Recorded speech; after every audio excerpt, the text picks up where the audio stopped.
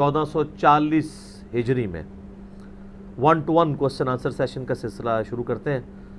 آج انشاءاللہ ہمارے شہزاد بھائی اور ہمارے رضوان بھائی جو کراچی سے ہیں، یہ دونوں مجھ سے سوال کریں گے انشاءاللہ۔ دونوں جی ایک دفعہ کیمرے کی طرف دیکھیں جی آپ، اور اللہ کا نام لے کے شروع کریں جی۔ بسم اللہ الرحمن الرحیم۔ اللہم صلی علی محمد وعلی آل محمد۔ علی بھائی، اس مجلس کا پہلا سوال بڑا اہم ہے اور بہت کریٹیکل ہے، اس کا جواب ڈیٹیل میں دیجیے۔ علماء سو کی جانب سے عوام الناس میں یہ گمراہی پھیلائی جا رہی ہے کہ قرآن حکیم جو کہ ہدایت کی کتاب ہے اور ہدایت دیتی ہے، لیکن یہی قرآن حکیم جو ہے وہ گمراہ بھی کرتی ہے۔ نعوذ باللہ۔ اور دلیل کے طور پر وہ سورہ البقرہ کی آیت نمبر 26 پیش کرتے ہیں، یُضِلُّ بِهِ کثیرا وَیَہْدِی بِهِ کثیرا۔ مہربانی فرما کر اس آیت مبارکہ کے تناظر میں صحیح عقیدہ امت کے سامنے رکھیں۔ یہ بڑا ظلم ہوا ہے میرے بھائیوں، اس آیت کو مس کوٹ کیا جاتا ہے خصوصاً ان لوگوں کی طرف سے جو قرآن حکیم کے وہ عقائد جو بالکل ننگی تلوار کی طرح ہیں، ان کی تاب نہیں لا پاتے، تو وہ کہتے ہیں اب چھٹکارا یہی ہے کہ اس طرح کی آیات کی غلط انٹرپریٹیشن کر کے لوگوں کو قرآن سے دور کیا جائے۔ آپ کو پتہ ہے کافروں کا بھی ایٹیٹیوڈ یہی تھا۔ اعوذ باللہ من الشیطان الرجیم۔ وقال الذین کفروا لا تسمعوا لهذا القرآن والغوا فیہ لعلکم تغلبون۔ کافر کہتے ہیں کہ مت سنا کرو اس قرآن کو، اور قرآن جب پڑھا جا رہا ہو اس میں شور مچا دیا کرو تاکہ تم غلبہ پالو۔ یعنی قرآن حکیم کی دعوت کے خلاف کامیابی کا واحد راستہ انہوں نے یہ سمجھا کہ جب قرآن پڑھا جائے تو شور مچا دیا جائے، جسے کہتے ہیں نا ہم پچ کھود دی جائے، کوئی بات سننے کے لیے تیار ہی نہ ہو۔ قرآن پر غالب آنے کا وہ راستہ یہی سمجھتے تھے کفار مکہ بھی، کہ نبی علیہ السلام کی بات کوئی نہ سنے، کیونکہ جو بات سنتا تھا اس کے دل کو اپیل کرتی تھی، وہ ہدایت قبول کر لیتا تھا۔ اب یہ انہی کی باقیات ہیں جو امت میں پھر اس طریقے سے شیطان نے ٹریول کروائیں کہ قرآن حدیث ڈائریکٹ نہ پڑھو گمراہ ہو جاؤ گے۔ قرآن پاک پڑھ کے بڑے بڑے لوگ جو ہیں وہ قرآن پڑھ کے ہی گمراہ ہوئے ہیں، تو قرآن خود نہیں پڑھنا چاہیے، کسی کے پاس پڑھنا چاہیے۔ اچھا جی، کس کے پاس پڑھنا چاہیے؟ علماء کے پاس۔ تو جب ہم کہتے ہیں علماء کے پاس پڑھیں، تو پھر اگر ہم کسی ایسے عالم کا نام لے لیں جو ان کے مکتب فکر کا نہ ہو تو کہتے ہیں وہ تو گمراہ ہے۔ اب یہ دیکھیں نا، کہیں پہ رکنے کے لیے تیار ہی نہیں ہے۔ علماء سے نہیں، یہ جملہ چینج کریں، ان کو کہنا چاہیے ہمارے فرقے کے ہمارے بزرگوں اور ہمارے علماء سے آپ پڑھیں، اور ان کی وہ تعبیر مانیں جو ہمارے فرقوں کے ہمارے بزرگ دیتے ہیں۔ جو قرآن کہہ رہا ہے اس کو ڈائریکٹ نہ مانیں۔ اور اس تکلیف سے میں خود بھی گزرا ہوں۔ ہمارے بچپن میں ہم جن قاری صاحب کے پاس قرآن پڑھا کرتے تھے، ان کا تعلق بریلوی مکتب فکر کے ساتھ تھا، تو وہ بچپن سے ہمارے دماغ میں نا یہ آیت ڈالا کرتے تھے، یُضِلُّ بِهِ کثیرا وَیَہْدِی بِهِ کثیرا۔ قرآن پڑھ کے لوگ گمراہ ہوتے ہیں، قرآن پڑھ کے لوگ ہدایت پاتے ہیں۔ سب سے بنیادی چیز تو یہ ہے کہ یہ اس آیت کا ترجمہ ہی انہوں نے غلط کیا، اور آیت کو بھی مکمل پیش نہیں کیا، اسے آؤٹ آف کانٹیکسٹ پیش کیا۔ یعنی جرموں کی ایک داستان ہے جو اس قرآن کے ساتھ کی گئی ہے۔ پہلے تو میں صرف عقلاً آپ سے بات کرتا ہوں، کیا قرآن حکیم کتاب ہدایت ہے یا گمراہی پھیلانے والی کتاب ہے؟ یہ پہلے ہمیں طے کرنا ہے۔ کتاب ہدایت، کتاب ہدایت ہے، تو ہدایت اور گمراہی ایک جگہ جمع نہیں ہو سکتے۔ بے شک۔ اگر یہ کتاب ہدایت ہے تو یہ پھر گمراہ کسی کو نہیں کرے گی، یہ طے ہے۔ اب اگر اس طرح کی کوئی آیت آئی ہے جس کی انٹرپریٹیشن کر رہے ہیں، تو وہ سر آیت آپ خود بھی ایک دفعہ سورۃ البقرہ کی آیت نمبر 26 پوری پڑھ کے دیکھ لیں، آپ کو کانٹیکسٹ سے سمجھ آ جائے گا، اس میں تو یہ بات ہوئی نہیں ہے، بلکہ وہ انہی کے بارے میں بات ہوئی ہے جو قرآن کو نہیں ماننا چاہتے وہ گمراہ ہوتے ہیں، اور جو قرآن کی ماننا چاہتے ہیں وہ ہدایت پاتے ہیں۔ وہ یہ نہیں ہے کہ قرآن ہدایت دیتا ہے اور قرآن گمراہ کرتا ہے۔ یہ تو اسی طریقے سے ہے کہ کوئی شخص یہ کہنا شروع کر دے کہ یہ جو روڈز ہیں یہ لوگوں کو موت دیتی ہیں کیونکہ ایکسیڈنٹس روڈز کے اوپر ہوتے ہیں، تو ایکسیڈنٹس کے لیے کیا روڈز بنائی گئی ہیں یا روڈ ٹریولنگ کے لیے بنائی گئی ہیں؟ ٹریولنگ کے لیے۔ ہاں، اب اس روڈ کے اوپر کوئی غلط خود سے ٹریولنگ شروع کر دے تو اس کا بلیم پھر اب اس روڈ کو دیا جائے گا یا اس بندے کو دیا جائے گا؟ یا اسی طریقے سے گاڑی کوئی خود سے جا کے ہائی سپیڈ پہ کہیں پہ ٹھوک دے تو آپ یہ کہیں گے کہ یہ گاڑیاں اس لیے بنائی جاتی ہیں تاکہ لوگ اس میں بیٹھ کے موت کا شکار ہوں۔ آج تک کسی گاڑی کے اشتہار پہ آپ نے دیکھا ہے کہ یہ گاڑی جو ہے وہ آپ کو سفر بھی طے کرواتی ہے اور یہ موت سے بھی نوازتی ہے؟ اور ٹوئیٹا والوں نے یہ اتنا بڑا سلوگن لگایا ہو تو گاڑی کس نے خریدنی ہے؟ مرسڈیز کی گاڑی پہ لکھا جائے کہ اس گاڑی میں بیٹھ کے موت بھی واقع ہوتی ہے اور سفر بھی طے ہوتا ہے، لہٰذا مہربانی فرما کے آپ یہ گاڑی خریدیں۔ لوگ کہیں گے جناب کزمانو گاؤ، کوئی لے گا؟ تو گاڑی بیچنے والے کو بھی پتہ ہے کہ ہم نے گاڑی کیسے بیچنی ہے، لیکن جو قرآن اور سنت کے سو کالڈ کسٹوڈین بنے ہوئے علماء سو، وہ اپنی جب بات لوگوں کے سامنے رکھ رہے ہیں تو وہ پہلے ہی رون ڈال رہے ہیں کہ ہمارا سودا نہیں خریدنا کسی نے۔ وہ یہ کہہ رہے ہیں یہ قرآن ڈائریکٹ پڑھو گے تو گمراہ ہو جاؤ گے۔ ان سے کہ آپ پڑھا دیں، انڈائریکٹ پڑھ لیتے ہیں، آپ پڑھا دیں۔ تو وہ کہتے ہیں نہیں یہ قرآن ذرا مشکل ہے، ہمارے بزرگوں کی آپ کتابیں پڑھیں۔ یہ انہوں نے قرآن حدیث کا نچوڑ نکال کے آپ کو دے دی ہے۔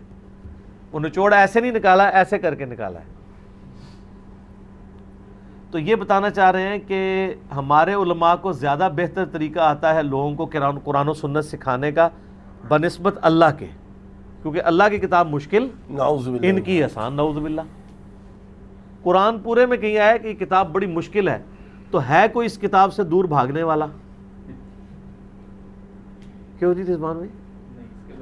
برخلاف آیا ہے ایک صورت میں کم از کم 5 مرتبہ۔ وَلَقَدْ يَسَّرْنَا الْقُرْآنَ لِلذِّكْرِ فَهَلْ مِن مُدَّكِرٍ، سورۃ القمر میں ہم نے قرآن کو یاد دہانی کے لیے، نصیحت کے لیے آسان کر دیا ہے کوئی اس سے نصیحت حاصل کرنے والا؟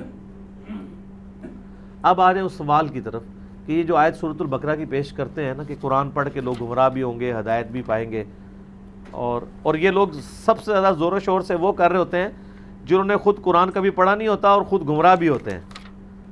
تو ان کو کہیں گے آپ کیوں گمراہ ہوئے ہیں؟ آپ نے تو قرآن نہیں پڑھا تھا، آپ کو کس نے گمراہ کر دیا؟ ہم تو چلے قرآن پڑھ کے گمراہ ہوئے ہیں، نعوذ باللہ، آپ کیسے گمراہ ہوئے؟ آپ نے تو قرآن پڑھا بھی نہیں تھا، آپ کیسے گمراہ ہو گئے؟ تو یہ آیت آپ دیکھیں، اس کے پس منظر کو سمجھیں۔ بیسیکلی قرآن پاک جب نازل ہوا ہے تو نبی صلی اللہ علیہ وآلہ وسلم پر قرآن پاک کے حوالے سے کئی ایک اعتراضات جڑے گئے کافروں کی طرف سے۔ ان میں سے ایک اعتراض قرآن کے ایک خاص اسلوب کے اوپر تھا کہ قرآن پاک میں اللہ تبارک و تعالیٰ جو مثالیں بیان فرماتا ہے، مختلف مثالیں، ایون ایسی مثالیں ہیں کہ ان کے نام کے اوپر باقاعدہ سورتوں کے نام ہیں۔ سورۃ العنکبوت، العنکبوت کہتے ہیں مکڑی کو عربی کے اندر۔ اس طریقے سے سورۃ البقرہ، بقرہ کہتے ہیں گائے کو۔ تو کافروں نے ایک اعتراض کیا کہ یہ اگر اللہ کی کتاب ہے، اللہ تو بہت بڑی ہستی ہے، وہ یہ مکڑی کی اور گائے کی یہ چھوٹی موٹی جو مثالیں بیان کرتا ہے، اللہ تعالیٰ کو تو زیب نہیں دیتا کہ وہ اس طرح کی مثالیں بیان کریں۔ تو یہ قرآن پاک کے اسلوب پہ اعتراض کیا گیا۔ اللہ تعالیٰ نے اس کے جواب میں ارشاد فرمایا کہ اللہ تبارک و تعالیٰ کا مقصد کسی کے اوپر اپنے علم کی دھاک بٹھانا نہیں ہے، بلکہ مقصد ہے بات کو سمجھانا۔ قرآن پاک سے نصیحت حاصل کرنے کے لیے یہ کتاب اللہ نے آسان بنا دی ہے۔ وَلَقَدْ يَسَّرْنَا الْقُرْآنَ لِلذِّكْرِ فَهَلْ مِن مُدَّكِرٍ، دنیا کی کوئی کتاب اتنی آسان نہیں ہے نصیحت حاصل کرنے کے لیے جتنی قرآن ہے، کیونکہ نصیحت اور ہدایت اور آخرت کی کامیابی ہر انسان کی بنیادی ضرورت ہے۔ وہ ایک موچی کی ضرورت بھی ہے، وہ ایک ریڑھی بان کی بھی ضرورت ہے، وہ ایک ڈاکٹر کی بھی ہے، وہ ایک انجینئر کی بھی ہے، وہ ایک عالم کی بھی ہے، وہ ایک جاہل کی بھی ضرورت ہے۔ تو لہٰذا قرآن پاک کی وہ ڈیٹم لیول کی تعلیمات جو ہدایت کے لیے چاہیے ہے، وہ اتنی آسان ہونی چاہیے جو ہر بندے کو سمجھ آئے۔ تو پھر اللہ تعالیٰ نے اس بات کا جواب دیا، اعوذ باللہ من الشیطان الرجیم، میں پوری آیت پڑھنے لگا ہوں، سورۃ البقرہ آیت نمبر 26۔ ان اللہ لا یستحیی ان یضرب مثلا ما بعوضۃ فما فوقها بے شک اللہ تعالیٰ اس بات سے حیا محسوس نہیں کرتا کہ وہ مثال بیان کرے مچھر کی یا اس سے بھی کسی حقیر چیز کی. تم تو مکڑی کی بات کر رہے تھے نا, اللہ مچھر کی بھی مثال بیان کرے نا یا اس سے بھی کسی حقیر چیز کی, اس پہ اللہ کوئی حیا محسوس نہیں کرتا. اکثر لوگ ہمیں بھی کہہ رہے ہوتے ہیں جناب آپ اتنے پڑھے لکھے بندے ہیں, پنجابی میں کیوں الفاظ بول دیتے ہیں, بالکل آپ بعض اوقات اس طرح کی بات کر دیتے ہیں جو عام ان پڑھ والوں کی اس لیے ہے کہ بھی میں نے ان پڑھ کو بھی سمجھانا ہے, میں نے خالی انجینئرز اور ڈاکٹرز کو ہی سمجھانا ہے. تو یہی اعتراض قرآن پہ بھی ہوتا تھا کہ بھئی اللہ کی کتاب ہے, ذرا مشکل الفاظ ہونے چاہیے, لگے یار کو پڑھ لکھے بندے کی کتاب ہے. اور اللہ نے کہا میں بڑا پڑھا لکھا ہونے تو دسنا نہیں ہے, میں نے آپ پہ دھاک نہیں اپنے علم کی بٹھانی بلکہ بات سمجھانی ہے. اس کے لیے مجھے مخاطب کے لیول پہ بھی اترنا پڑے گا تو مجھے کوئی حیا نہیں آئے گی. یار کتنا ہمدرد ہے ہمارا رب, سبحان اللہ, کہ اللہ تعالیٰ کہتا ہے مجھے کوئی حیا نہیں ہے کہ مجھے کوئی کہے کہ یار یہ کس طرح کی مثالیں بیان کر رہا ہے. سورۃ العنکبوت میں آیا نا کہ جو کفار کے ایمان کی مثال مکڑی کے جالے کی سی ہے, ایک جھاڑو پھرتا ہے نا تو کس طرح جالے صاف ہو جاتے ہیں, اس طرح ان کا کمزور ایمان ہے. تو اس سے ایک عام بندے کو بھی بات سمجھ آ جائے گی, پڑھے لکھے کو بھی آ جائے گی کہ واقعی جالے تو ہر بندے نے اپنے گھر میں دیکھے ہوں گے, کئی بار صاف بھی کیے ہوں گے کہ واقعی وہ کتنی محنت سے وہ بناتی ہے مکڑی جالا, اور ایک چرلو پھرتا ہے تو فارغ جالا. تو اللہ فرماتا ہے تمہارا ایمان تو یہ ہے, کافروں کے ایمان جو توحید سے خالی ہوتا ہے. اب اللہ تعالیٰ فرما رہا ہے کہ اللہ تعالیٰ اس سے کوئی حیا محسوس نہیں کرتا کہ یہ مچھر یا اس سے بھی کسی حقیر چیز کی مثال بیان کرے. فَأَمَّا الَّذِينَ آمَنُوا, تو جو لوگ واقعی بات ماننے والے ہیں, جو ایمان لانا چاہتے ہیں یا ایمان لائے ہیں, یا بات ماننا چاہتے ہیں یا مان چکے ہیں, دونوں معنی درست ہیں. فَيَعْلَمُونَ أَنَّهُ الْحَقُّ, وہ خوب جانتے ہیں کہ یہ الحق ہے, یعنی قرآن ایک پرپسفل کتاب ہے, من ربہم, ان کے رب کی طرف سے. وَأَمَّا الَّذِينَ كَفَرُوا, اور جو لوگ کفر کی روش پہ چلنے والے ہیں, جو جنہوں پنجابی سے کہتے ہیں جنہوں نے کان چٹا ہے, جو کوے کو سفید کہنا چاہتے ہیں. اب جو کوے کو سفید کہے اس کا کوئی علاج ہے؟ کوا تو کالا ہی رہتا ہے. تو اللہ فرماتا ہے جو تلے ہوئے ہیں نا کفر کرنے کے اوپر, انکار کرنے کے اوپر, تو ان کی روش کیا ہے؟ فَيَقُولُونَ مَاذَا أَرَادَ اللَّهُ بِهَذَا مَثَلًا, وہ کہتے ہیں اللہ تعالیٰ کو کیا ملتا ہے اس طرح کی مثالیں بیان کر کے. بات کرنی ہے کوئی ذرا کوئی مشکل جو ہے وہ شستہ قسم کی عربی کے مشکل الفاظ استعمال کیے جائیں. اللہ کو کیا ملتا ہے یہ چھوٹی چھوٹی مثالیں بیان کر کے, مکھی کی مثال بیان کر کے یا اور کسی حقیر چیز کی مثال بیان کر کے. مکھی کی مثال بھی آئی ہے نا قرآن میں, سورۃ الحج میں. اللہ تعالیٰ نے کہا ہے کہ جن ہستیوں کو یہ اللہ کے سوا مشکل کشا سمجھ رہے ہیں, وہ ہستیاں اور یہ خود اتنے کمزور ہیں کہ اگر مکھی ان کے کھانے سے کوئی چیز لے کے چلی جائے وہ اسے واپس نہیں چھین سکتے, اور یہ ایک مکھی پیدا نہیں کر سکتے. تو کتنے ہی کمزور ہیں وہ جو طلب کر رہے ہیں ان سے, اور وہ بھی جن سے طلب کیا جا رہا ہے. تو مکھی کی مثال بھی قرآن میں آئی ہے. تو اللہ تعالیٰ سے کو کیا ملتا ہے یہ مثالیں بیان کر کے. اب یہ پورے کانٹیکسٹ میں اب اللہ تعالیٰ کی طرف سے جواب جو آ رہا ہے وہ ٹانٹ کی شکل میں ہے, تانے کی شکل میں ہے. پنجابی جیسے کہنا ہے میڑا, غصے کا اظہار ہے. یہ آیت ایک ہی چل رہی ہے ابھی.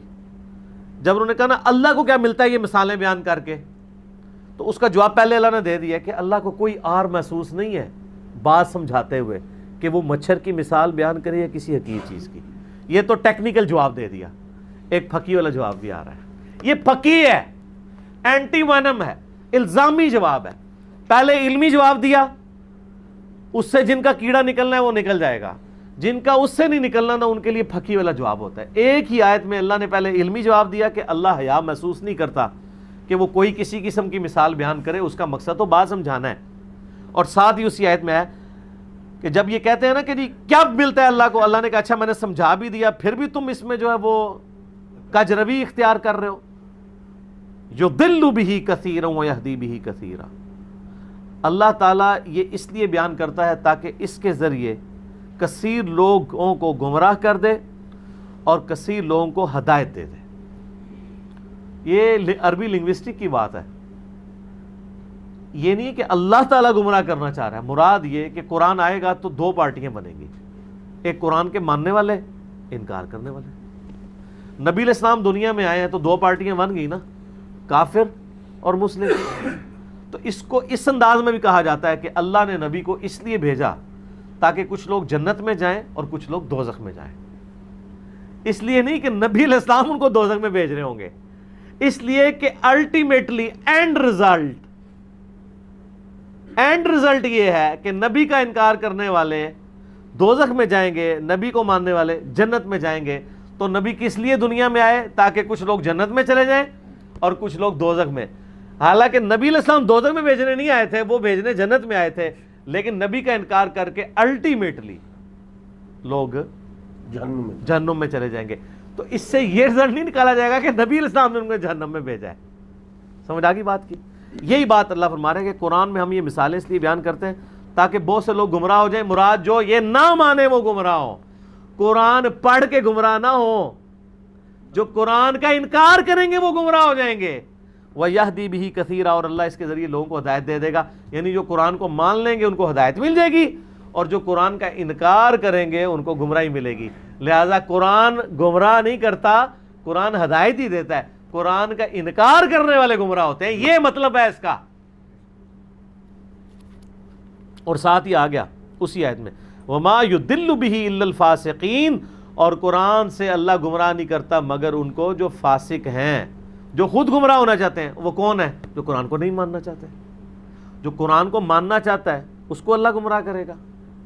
او جی ہدی للمتقین آیا جی، ہر بندے کے لیے ہدایت نہیں ہے۔ اچھا ہدی للمتقین آیا تو آج ہم رمضان کے مہینے میں بیٹھے ہیں، وہاں کیا ہے؟ شہر رمضان الذی انزل فیہ القرآن ہدی للناس وبینات من الہدی والفرقان۔ یہ رمضان کا مہینہ وہ ہے جس میں اللہ تعالیٰ نے قرآن کو نازل کیا ہدی للناس، جو ساری انسانیت کے لیے ہدایت ہے۔ اس میں تو کہیں پرہیزگاروں کا ذکر ہی نہیں آیا، نیکوکاروں کا ذکر ہی نہیں۔ وبینات من الہدی، اور اس میں ہدایت کے روشن دلائل ہیں، والفرقان، اور یہ حق اور باطل میں تمیز کرنے والی کتاب ہے۔ اچھا نبی علیہ السلام کا بھی نام الفرقان ہے۔ صحیح بخاری میں حدیث ہے محمد فرق بین الناس، محمد صلی اللہ علیہ وآلہ وسلم لوگوں میں حق اور باطل میں فرق ہے۔ تو یہ بات کہنے کا انداز ہے کہ اللہ تبارک و تعالیٰ یہ فرما رہا ہے کہ ہم نے قرآن اس لیے نازل کیا کہ لوگ اس کے ذریعے ہم لوگوں کو گمراہ کریں اور اس کے ذریعے لوگوں کو ہدایت دیں۔ مراد یہ کہ یہ سبب بنے گا کہ جو قرآن کو مان لے گا وہ ہدایت پر ہوگا، جو قرآن کو چھوڑ دے گا وہ گمراہ ہو جائے گا۔ اس کی سپورٹ میں وہ حدیث ہے صحیح مسلم میں 534 نمبر انٹرنیشنل نمبر کے مطابق، القرآن حجت لک او علیک، قرآن قیامت والے دن یا تو تیرے حق میں حجت بنے گا یا تیرے خلاف حجت بنے گا۔ حق میں کس کے لیے حجت بنے گا؟ جو چومتا چاٹتا رہتا ہے، پڑھتا شڑھتا کوئی نہیں، عمل نہیں کرتا۔ اور خلاف اس کے بنے گا جو بیچارہ ہر وقت اس کوشش میں رہتا ہے کہ میں دیکھوں کہ میرے رب نے مجھے کیا حکم دیا ہے، میں اس کے مطابق چلوں۔ تو یہی تو آپ کو بتا رہے ہوتے ہیں، آپ کو ادھر ہی لگایا ہوا ہے انہوں نے، پڑھ پڑھ کے مردے بخشوا رہے ہوتے ہیں۔ حالانکہ سورۃ الفرقان میں ہے وقال الرسول یا ربی ان قوم اتخذوا هذا القرآن مہجورا، نبی علیہ السلام قیامت والے دن شکایت کریں گے، اے اللہ میری قوم نے قرآن کو پیٹھ کے پیچھے ڈال دیا تھا۔ جو شخص قرآن کو چھوڑ دے گا، اس کی تعلیمات کو چھوڑے گا، اس کی شکایت نبی علیہ السلام نے کرنی ہے صلی اللہ۔ تو یہ آیت بھی اس بات کا ثبوت ہے تو کہ بھئی قرآن پاک کا انکار کر کے شکایت لگ جائے گی لوگوں کا، تو جب شکایت لگے گی تو وہ جائیں گے دوزخ میں۔ تو کس کی وجہ سے گئے دوزخ میں؟ قرآن کی وجہ سے۔ لیکن قرآن نے نہیں بھیجا، قرآن کی وجہ سے، اس لیے کہ قرآن کا انکار کیا۔ کافر دوزخ میں جائیں گے اللہ کی وجہ سے، اس لیے کہ انہوں نے اللہ کا انکار کیا۔ یہ تو شیطانی اپروچ ہے کہ اگر کوئی اس کا دوسرے والا مطلب لے لے، شیطان نے کہا تھا اللہ تو نے مجھے گمراہ کیا۔ اگر اس کا پازیٹو معنی لیا جائے تو وہ بالکل ٹھیک ہے کہ یا اللہ نہ آدم کو تو پیدا کرتا، نہ اسے اشرف المخلوقات بناتا، نہ مجھے حکم دیتا کہ میں سجدہ کروں، تو جب حکم ہی نہ دیتا تو میں پھر انکار بھی نہ کرتا تو مردود بھی نہ ہوتا. تو الٹیمیٹلی اس کا مطلب ہے آدم کی وجہ سے میں گمراہ ہوا ہوں. اور اس نے تو خیر ڈائریکٹ کہہ دیا اللہ تو نے مجھے گمراہ کیا ہے، بما اغویتنی، جس طرح تو نے مجھے گمراہ کیا نا میں بھی ان کو گمراہ کروں گا. اس نے پکڑ کے اللہ کے اوپر بلیم ڈال دیا. ایک معنوں میں بلیم تو درست ہے کہ آزمائش کی وجہ سے وہ گمراہ ہوا، لیکن اگر وہ کہتا ہے کہ اللہ نے جان بوجھ کے کیا وہ تو عقیدہ کفر ہے. اب ادھر بھی آ جائے، اگر کوئی کہے کہ قرآن گمراہ کرتا ہے وہ عقیدہ کفر ہے، اور اگر قرآن کا مطلب وہ یہ لیتا ہے کہ قرآن کا انکار کر کے لوگ دوزخ میں جائیں گے اس وجہ سے قرآن نے انہیں دوزخ میں بھیجا، تو معنی بالکل درست ہے. سمجھ آ گئی؟ بخاری مسلم میں حدیث ہے، نبی علیہ السلام فرماتے ہیں نا، حدیث شفاعت جو ہے، نبی علیہ السلام کو بار بار اللہ تعالیٰ تعداد مقرر کرے گا کہ لوگوں کو جنت میں لے کے جائیں دوزخ سے نکال کے. آپ علیہ السلام فرماتے ہیں میں آخری دفعہ جب جاؤں گا نا دوزخ سے اپنے امتیوں کو نکالنے کے لیے، تو داروغہ جہنم سیدنا مالک علیہ السلام کہیں گے کہ یا رسول اللہ اب آپ کا کوئی امتی دوزخ میں نہیں ہے سوائے اس شخص کے جسے قرآن نے جنت میں جانے سے روک لیا ہے، اور وہ کبھی بھی جنت میں نہیں جائے گا. قرآن نے جنت میں جانے سے کسے روک لیا ہے؟ انہ من یشرک باللہ فقد حرم اللہ علیہ الجنہ ومأواہ النار وما للظالمین من انصار. بے شک جو کوئی اللہ کے ساتھ شرک کرے اس پہ اللہ نے جنت حرام کر دی ہے، اس کا ٹھکانہ دوزخ ہے، وہاں اس کا کوئی مددگار نہیں ہوگا. حتیٰ کہ صحیح بخاری اور مسلم دونوں میں حدیث ہے کہ اللہ تعالیٰ نے ہر نبی کو ایک مقبول دعا دی تھی جو اس نے اس دنیا میں کر لی، اور نبی علیہ السلام فرماتے ہیں میں نے اپنی دعا اپنی امت کے لیے سنبھال کے رکھی ہے. میں اپنی اس دعا سے قیامت والے دن اپنے امتیوں کی شفاعت کروں گا. میری دعا سے میرے ہر امتی کو نفع پہنچے گا سوائے اس شخص کے جس نے دنیا میں شرک کیا ہوا. شرک is the most sensitive issue in the sight of اللہ. اللہ کے حضور سب سے زیادہ حساس معاملہ شرک ہے. تو وہاں پہ بھی قرآن نے روک لیا. کیا مراد ہے؟ قرآن یہ چاہتا ہے لوگ جنت میں نہ جائیں؟ نہیں. قرآن کا انکار جس نے کیا یضل بہ کثیرا ویہدی بہ کثیرا، اللہ تعالیٰ اس کے ذریعے لوگوں کو گمراہ کرتا ہے. یعنی لوگوں پہ یہ آزمائش آتی ہے کہ وہ قرآن کی بات ماننے اور وہ انکار کرتے ہیں، گمراہ ہو جاتے ہیں. وَيَهْدِي بِهِ كَثِيرًا، جو یہاں الحمدللہ ہم لوگ بیٹھے ہیں یا پوری دنیا کے اندر جو لوگ بات ماننے کے لیے بیٹھے ہیں ان کے لیے تو قرآن ہدایت ہے کیونکہ وہ بات ماننا چاہتے ہیں. قرآن سراپا ہدایت ہے. آپ اگر کافر کو کہہ دیں یہ کتاب میں آپ کو دینے لگوں، یہ پڑھ کے آپ گمراہ بھی ہو سکتے ہیں ہدایت بھی حاصل کر سکتے ہیں، وہ ہوئے گا سر کول ہی رکھو. تو میرے نزدیک تو یہ کلمات کفر ہیں اگر کوئی اسی انٹینشن میں بول رہا ہے. اگر کوئی کہتا نا قرآن گمراہ کرتا ہے اور اس سے مراد یہ ہے کہ قرآن کی وجہ سے لوگ گمراہ ہوتے ہیں کہ قرآن پہ عمل کرنے کی وجہ سے، وہ کافر ہے. وہ بیسیکلی اس لیے بتانا چاہ رہے ہوتے ہیں تاکہ آپ کو نا قرآن سے دور کریں، کیونکہ ان کے عقیدے قرآن کے خلاف ہوتے ہیں. انہوں نے بابوں کو پکارنا ہوتا ہے، آپ نے پڑھنا ہوتا ہے ایاک نعبد و ایاک نستعین. وہ کہتے ہیں یار قرآن سے ہی جان چھڑا لیں. قرآن پاک میں ایک اور جگہ بھی ہے نا، سورۃ الاعراف کی آیت نمبر 179 میں وَلَقَدْ ذَرَأْنَا لِجَهَنَّمَ كَثِيرًا مِنَ الْجِنِّ وَالْإِنسِ، بے شک ہم نے جنوں اور انسانوں کی اکثریت دوزخ کے لیے پیدا کی ہے. یہ میں کہتا ہوں قرآن پاک کی سخت ترین آیت ہے، سورۃ الاعراف آیت نمبر 179. اللہ تعالیٰ فرماتا ہے بے شک ہم نے جنوں اور انسانوں کی اکثریت پیدا ہی دوزخ کے لیے کی ہے. اے کرامت ویکھو میری بھی کرامت ہوندی جے میں کھولے ڈائریکٹ ہوئے آیت نکلی جے، کوئی نشان بھی جے لگیا ہوا اور وہ صفحے دی پہلے نمبر تے آیت ہے وَلَقَدْ ذَرَأْنَا لِجَهَنَّمَ كَثِيرًا مِنَ الْجِنِّ وَالْإِنسِ، اور بے شک ہم نے اکثریت جن و انس کی پیدا کی ہے دوزخ کے لیے. اب اس کو میں لے لوں اور پوری آیت نہ پڑھوں تو مراد کیا ہے کہ اللہ تعالیٰ نے یہ اس لیے بنایا کہ دوزخ کا ایندھن بنے گے؟ نہ، یہ مطلب نہیں ہے. ساتھ ہی آیا لَهُمْ قُلُوبٌ لَا يَفْقَهُونَ بِهَا، ہم نے انہیں دل دیے تھے لیکن انہوں نے کبھی سوچا نہیں، عقل دی تھی سوچا نہیں. وَلَهُمْ أَعْيُنٌ لَا يُبْصِرُونَ بِهَا، ہم نے آنکھیں دی تھی عبرت حاصل کرنے کے لیے لیکن انہوں نے کبھی دیکھنے کا سا دیکھنا نہیں دیکھا، غور و تفکر نہیں کیا. وَلَهُمْ آذَانٌ لَا يَسْمَعُونَ بِهَا، ہم نے کان تو دیے تھے لیکن انہوں نے کبھی سنا نہیں.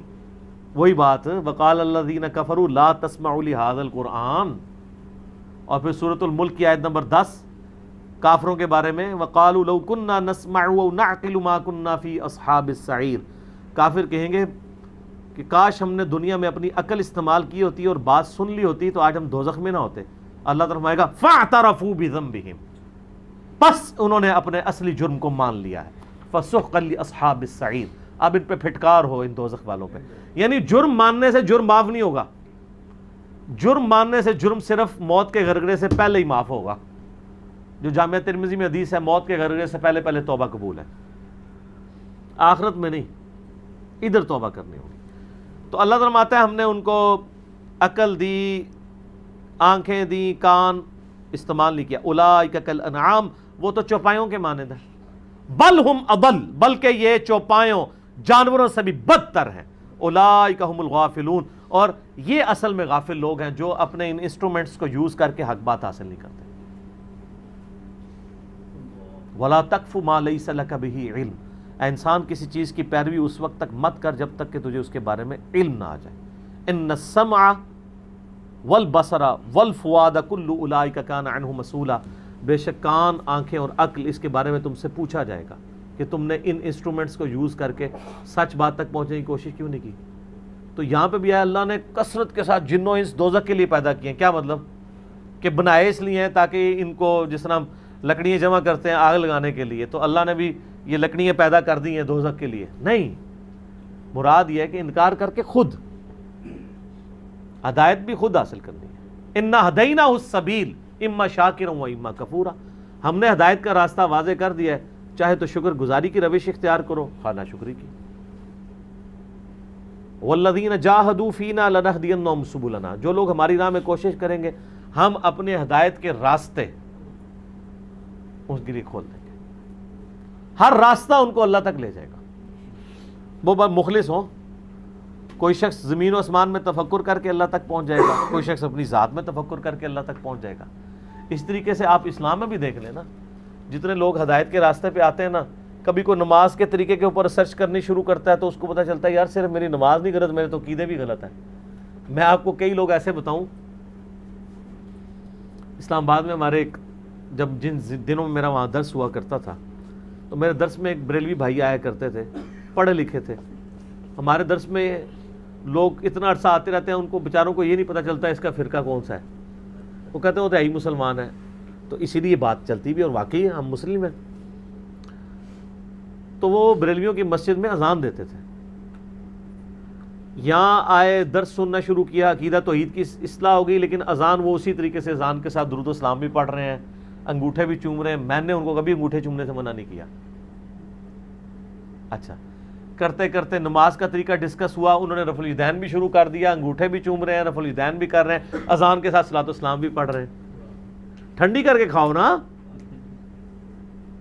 ٹھیک ہے. میں نے نہیں ان کو کبھی کچھ کہا. اتنے عرصے کے بعد انہوں نے خود ہی پوچھ لیا کہ جی آپ لوگ انگوٹھے نہیں چومتے؟ تو میں نے کہا کہ نبی علیہ السلام نے تو دروشی پڑھنے کا حکم دیا ہے. جامعہ ترمذی میں حدیث ہے مولا علی علیہ السلام سے کہ نبی علیہ السلام نے فرمایا کہ کنجوس ہے وہ شخص جس کے سامنے میرا ذکر ہو اور وہ مجھ پر درود نہ پڑھے. اللہم صلی علی محمد وعلی آل محمد. اور ترمذی اور حاکم میں ایک اور روایت ہے جس میں الفاظ ہیں کہ اس کی ناک خاک آلود ہو، وہ تباہ و برباد ہو جائے جس کے سامنے میرا ذکر ہو اور مجھ پر درود نہ پڑھے. اللہم صلی علی محمد وعلی آل محمد. تو میں نے کہا یہ حکم ہے، انگوٹھے چومنے والا کوئی معاملہ بھی موجود نہیں ہے کسی بھی حدیث کے اندر. یہ تو جعلی روایتیں ہیں، موضوعات شریف ہیں، وضع کی گئی روایتیں. تو میں نے کہا اس لیے ہم نہیں چومتے. انہوں نے خود ہی چھوڑ دیا. پھر ایک دن خود انہوں نے اذان کے ساتھ درود، میں نے کہا اذان کے بعد دروشی پڑھا جاتا ہے اور وہ بھی اسپیکر میں نہ آپ پڑھیں، وہ دعا کے ساتھ ہے. تو یہ پہلے پڑھتے ہیں جو. میں نے کہا یہ تو ثابت نہیں ہے، خود ہی ہے، اگر ان سے پوچھیں کہ یہ لکھا ہے تو بتائیں. تو انہوں نے مولوی صاحب سے پوچھا تو الٹا انہوں نے ان کے اذان لگانے پہ پڑھنے پہ پابندی لگا دی. ہاں جی. پھر یہ اینڈ رزلٹ یہ بھی نکلتا ہے. اس نے کہا جی یہاں اذان وہ دے گا جو صلاۃ والسلام پڑھے گا، ورنہ ہم اذان ہی نہیں آپ کو یہاں پہ دینے دیں گے. تو یہ آہستہ آہستہ انسان کو باتوں کی سمجھ آتی ہے. تو کسی کے لیے کوئی معاملہ ہدایت کا سبب بن جاتا ہے، کسی کے لیے کوئی معاملہ.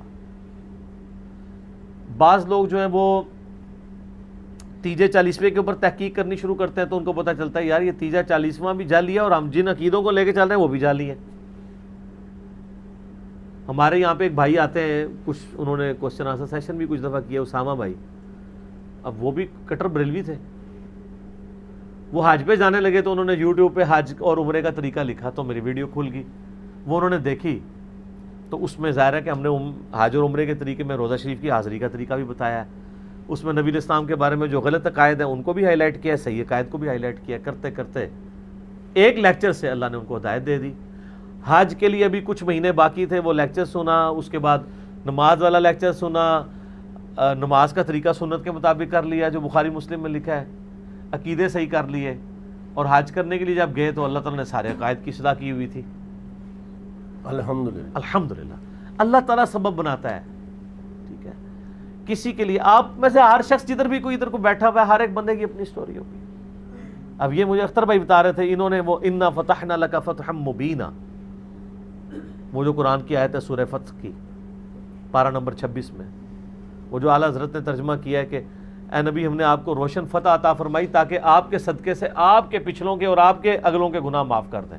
اتنا الٹ ترجمہ کر دیا، حالانکہ ان کے اپنے باقی مکتب فکر کے علماء نے بھی یہ ترجمہ نہیں کیا۔ اس کے اوپر تحقیق شروع کی، اس پہ ہمارے کلپ پڑا ہوا تھا جناب، ہم نے لکھا ہے سورہ فتح کی آیت نمبر 2 کا ترجمہ اور تشریح، رپلائی ٹو احمد بریلوی آن سورہ فتح آیت نمبر 2 ٹرانسلیشن، وہ انہوں نے دیکھی تو ان کو اللہ تعالیٰ نے اس طرح مائل کر دیا، معاملات آگے چل پڑے۔ اس طرح یعنی لوگوں کو ہدایت ملتی ہے، کوئی ایک واقعہ بھی ہدایت کے لیے کافی ہے۔ تو اللہ کو ہی نہیں کہہ رہا یہ قرآن گمراہ کرتا ہے، لہذا جو لوگ یہ بات کرتے رہے ہیں وہ اپنی توبہ کریں کہ قرآن پڑھ کے لوگ گمراہ ہوتے ہیں، اور پھر مثالیں دینا کہ جی غلام احمد قادیانی ہے وہ قرآن پڑھ کے گمراہ ہوا ہے۔ سر قرآن پڑھ کے گمراہ نہیں ہوا، وہ گمراہ شخص تھا جو قرآن بھی پڑھتا تھا۔ اور آپ جو اتنی باتیں کھول کے بول رہے ہوتے ہیں، ہم تو آپ کے علماء اور بزرگوں میں سے بھی اکثر کو گمراہ سمجھتے ہیں، اکثر ایسے لوگوں کو بھی جنہوں نے قرآن کی تفسیر بھی لکھی ہے، پورے قرآن کی تفسیر لے کے فوت ہو گئے 6-6 8-8 جلدوں کے اندر، اور ایاک نعبد و ایاک نستعین کی تفسیر سے ان کو یا علی مدد اور یا شیخ عبد القادر جیلانی سمجھ آیا ہے۔ تو لعنت ہے ایسی سمجھ کے اوپر کہ آپ پوری تفسیر لکھ کے فوت ہو جائیں اور آپ کو یہی نہ بات سمجھ آئے، بابوں کو پکارتے، تو تفسیریں لکھنے سے بھی کچھ نہیں ہوتا، کیونکہ انہوں نے ماننا نہیں چاہا، انہوں نے اپنے آپ کو قرآن کے سامنے پیش نہیں کیا۔ اور یہاں پہ میں ضمناً عرض کر دوں، تھوڑا سا عرض بھی کر دوں، ایک تو یہ میں نے عرض کیا نا کہ یہ قرآن پڑھنے والوں کو چھیڑتے ہیں یہ کہہ کے، اب آندہ نہیں چھیڑا کریں گے، جو چھیڑے نا ان کو کہ یہ آپ کے بارے میں ہے جو قرآن سے روک رہے ہیں۔ اچھا مجھے بتائیں جو قرآن کی طرف بلاتا ہے وہ ہدایت پہ ہوتا ہے، یا جو قرآن ڈائریکٹ پڑھنے سے روکتا ہے وہ ہدایت پہ ہوتا ہے؟ بلاتا ہے۔ تو جو روک رہا ہے تو اس کو کہ آلریڈی آیت آپ پہ فٹ ہو چکی، وہ جو آیا نا یضل بہ کثیرا، وہ آپ ہی ہیں کہ آپ قرآن کی طرف آنے سے روک رہے ہیں، اور ہم ہدایت پہ اس لیے کہ ہم قرآن کی طرف لوگوں کو بلا رہے ہیں۔ اسی کی مثال وہی والی ہے، حمار والی جو مثال آئی ہے سورۃ الجمعہ میں، کہ اللہ تعالیٰ فرماتا ہے علماء یہود کی مثال گدھے کی سی ہے، کہ جس گدھے پر کتابیں لاد دی جائیں تو گدھا کیا کتابوں سے استفادہ کر سکتا ہے؟ نیور، اس نے صرف بوجھ ہی لادا ہوا ہے۔ تو اللہ نے علماء یہود کو یہ کہا ہے کہ تم گدھوں کی مانے دو۔ تو جب ہم کہتے ہیں قرآن حدیث ڈائریکٹ پڑھیں، وہ کہتے ہیں یہ آپ نے بھی جو کتابیں سجائی ہوئی ہیں نا، آپ بھی گدھوں کی مثال ہیں نا، پرانیاں گلاں، پرانے بزرگ، پرانے فرقے، پرانے بانے، یہ بھائی ان دور چینج ہو چکے ہیں۔ یہ ان کی مثال ہے کہ جو لوگ کتابیں تو اپنے شوکیسوں میں سجاتے ہیں، اپنے مدرسوں میں سجا کے رکھتے ہیں، اس سے استفادہ نہیں کرتے۔ جو استفادہ کر لیں ان کو انسان ہونے کا سرٹیفکیٹ ہے، جو استفادہ نہ کریں ان کے لیے گدھے کا سرٹیفکیٹ ہے۔ تو ہم تو الحمدللہ ہر ایک چیز حدیث کی نمبرنگ کے ساتھ، قرآن کی آیات کی ریفرنسز کے ساتھ بتا رہے ہوتے ہیں۔ تو یہ دنیا کا کون سا گدھا ہے جو قرآن و حدیث جس پہ لاد دیا جائے تو وہ ایک ایک انٹرنیشنل نمبر پڑھ کے بتا رہا ہو لوگوں کو؟ گدھا تو یہ کام نہیں کرے گا۔ تو گدھے کی مثال وہ علماء ہیں جن کے شوکیسوں میں کتابیں پڑھی ہوئی ہیں، اس سے استفادہ نہیں کرتے، نہ کہ وہ لوگ کہ جو قرآن پڑھ کے استفادہ کر رہے ہیں۔ تو یہ انہی کے اوپر ہی مثال فٹ ہوتی ہے۔ تو ان کے کافی فضائل و برکات قرآن و حدیث میں آئے ہوئے ہیں۔ گدھے کی مثال بھی ان کو کہا گیا، اور صحیح بخاری مسلم میں تو حدیث موجود ہے کہ میں نے اپنے امت کے علماء کو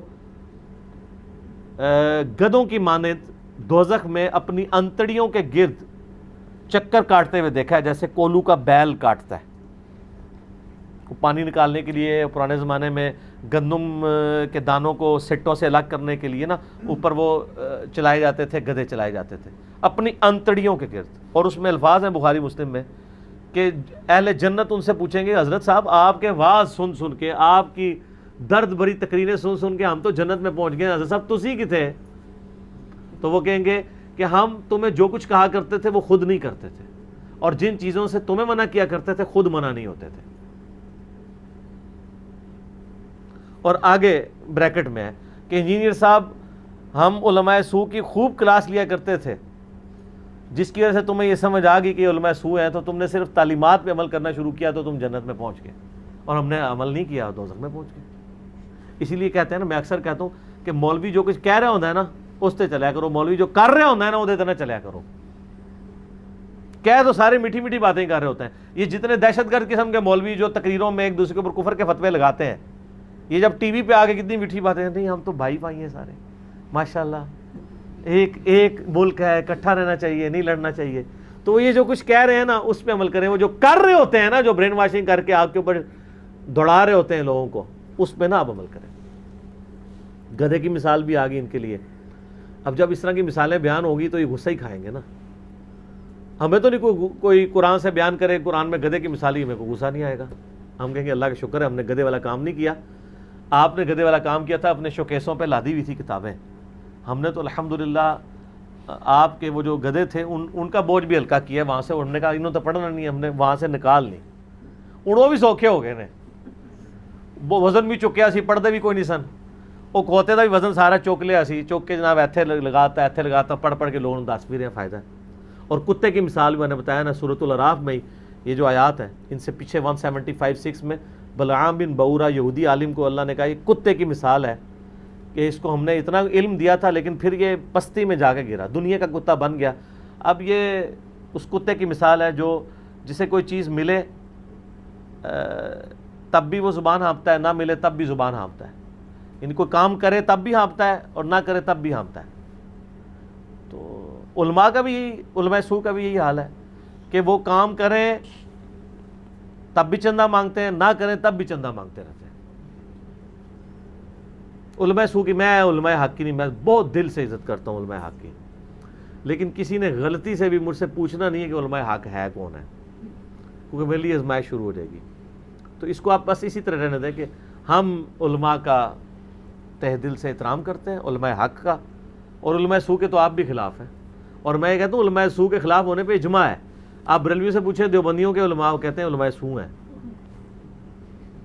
دیوبندیوں سے پوچھیں، وہ کہتے ہیں بریلویوں کے علماء سو ہیں. اچھا، اور علماء سو ہی وجہ ہے لوگوں کی گمراہی کی، اس پہ بھی اجماع ہے. آپ بریلویوں سے پوچھیں یار یہ دیوبندیوں کی مت کس نے ماری ہے، کہتے ہیں نا مولویوں نے ماری ہے. سارے نے، ہاں جی سارے نہیں، وہ ہے جی پچھو سارے ایک نے. اور دیوبندیوں سے پوچھیں یار یہ بریلویوں کی مت کس نے ماری ہے، وہ کہیں گے یار ان کے مولویوں نے. یار سارے بریلوی غلط ہے، تو سارے ہی غلط رہے نا جی. ہمیں ہی کہتے ہیں کہ آپ فرق کیا کریں، بات کرتے ہوئے احتیاط کیا کریں، علماء سو علماء حق.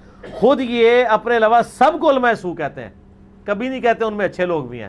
یہ کہہ کے دیکھیں نا، پھر آپ پوچھیں کون ہے اچھے، تو نہیں بتائیں گے آپ کو. وہ صرف آپ کا پردہ رکھنے کے لیے کہہ رہے ہو.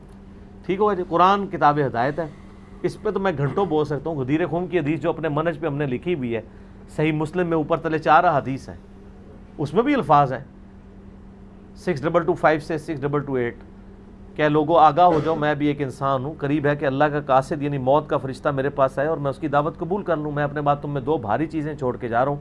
ان میں سے پہلی چیز اللہ کی کتاب ہے، اس میں ہدایت ہے، اس میں نور ہے. یہ اللہ کی رسی ہے، جو اسے پکڑے گا ہدایت پہ ہوگا، جو چھوڑ دے گا گمراہ ہو جائے گا. یہ وہی جملہ آ گیا جو میں نے کہا تھا، جو قرآن کو پکڑ لے گا وہ ہدایت پہ ہوگا، جو چھوڑ دے گا گمراہ ہو جائے گا. یضل بہ کثیرا سے مراد ہیں قرآن کو چھوڑنے والے، ویہدی بہ کثیرا سے مراد ہیں قرآن کو پکڑنے والے. اور دوسری چیز میرے اہل بیت ہیں، ان کے معاملے میں تمہیں اللہ کا خوف دلاتا ہوں. 3 دفعہ آپ نے فرمایا. تو یہاں پہ بھی آپ فرمایا ہدایت ہے، نور ہے، اللہ کی رسی ہے. اور بلکہ آپ کو مشکل الآثار امام طحاوی کی کتاب میں ملے گا، اس میں آگے الفاظ ہیں یہ اللہ کی رسی ہے جو زمین و آسمان کے درمیان تنی ہوئی ہے. تمہیں خوشخبری ہو کہ قرآن وہ رسی ہے جس کا ایک سرا اللہ کے ہاتھ میں ہے اور دوسرا سرا تمہارے ہاتھ میں ہے. سر یہ بڑی بات ہے. قرآن وہ رسی ہے جس کا ایک سرا اللہ کے ہاتھ میں ہے اور دوسرا تمہارے ہاتھ میں. اور یہی وہ رسی ہے، وَاعْتَصِمُوا بِحَبْلِ اللَّهِ جَمِيعًا وَلَا تَفَرَّقُوا. تم سب کے سب مل کے اللہ کی رسی کو مضبوطی سے تھام لو اور فرقوں میں نہ بٹو. آپ اس آیت کی ذرا تفسیر لوگوں سے پوچھیں نا, وہ کہیں گے جی رسی دیکھیں جی, رسی میں کئی بل ہوتے ہیں, کئی ریشوں سے مل کے رسی بنتی ہے. ایک اولیاء اللہ کی محبت کا ریشہ ہے, ایک علماء کی محبت کا ریشہ ہے, ایک صحابہ کی محبت کا ریشہ ہے, ایک اہل بیت کی محبت کا ریشہ. او اللہ کے بندے, وہ کہانیاں بند کرو, نبی اسلام نے خود بتا دیا یہ کیا ہے. وہ محبتیں اپنی جگہ رکھیں آپ, لیکن قرآن کی تو تعریف نہ کریں. وَاعْتَصِمُوا بِحَبْلِ اللَّهِ جَمِيعًا وَلَا تَفَرَّقُوا میں اللہ کی رسی ہے قرآن. اور اگر آپ سمجھتے ہیں کہ یہ اللہ کی کتاب ہے تو قرآن میں صحابہ, اہل بیت, بزرگان دین سب کا ذکر ہے, لیکن ان کو پتہ ہے ان کے جو بزرگان دین ہیں نا وہ تو غلط ہی ثابت ہوتے ہیں نا قرآن پڑھ کے, تو اس لیے وہ کہتے ہیں اس کو پھر آپ کہنا. ٹھیک ہو گیا جی. اگلا سوال بھی بڑا اہم ہے جی. بعض لوگ سورہ المائدہ کی آیت نمبر 101 کے تحت یہ موقف پیش کرتے ہیں کہ علماء سے زیادہ سوال کرنا حرام ہے کیونکہ اسلام نے بال کی کھال اتارنے کو سختی سے منع فرمایا ہے. اس کانٹیکسٹ میں درست اور اعتدال پر مبنی رائے آپ نے دیجیے. دیکھیں جی, علماء سے سوال کرنا کیا ہے جی؟ منع ہے, منع ہے, حرام ہے, حرام ہے. یہ بھی کہنا چاہیے گستاخی بھی ہے. جب علماء کو جواب ہی نہ آتا ہوگا تو ان کو پھر یہی موقف اڈاپٹ کرنا چاہیے. وہ شہزاد بھائی آپ ہی کی بات ہے, یہ کہتے ہیں کہ علماء تقریریں تو کرتے ہیں مجمعوں میں, جب سوال پوچھیں تو کہتے ہیں آ جائے سائڈ والے کمرے میں.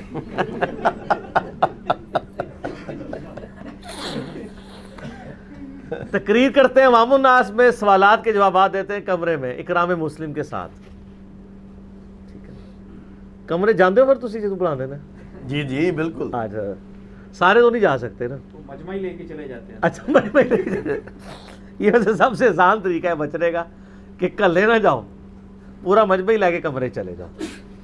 تو پھر وہ رضوان بھائی والی بات کریں گے کہ انشاءاللہ رابطہ رہے گا. ٹھیک ہے جی, آپ کا سوال آ گیا, انشاءاللہ رابطہ رہے گا بعد میں.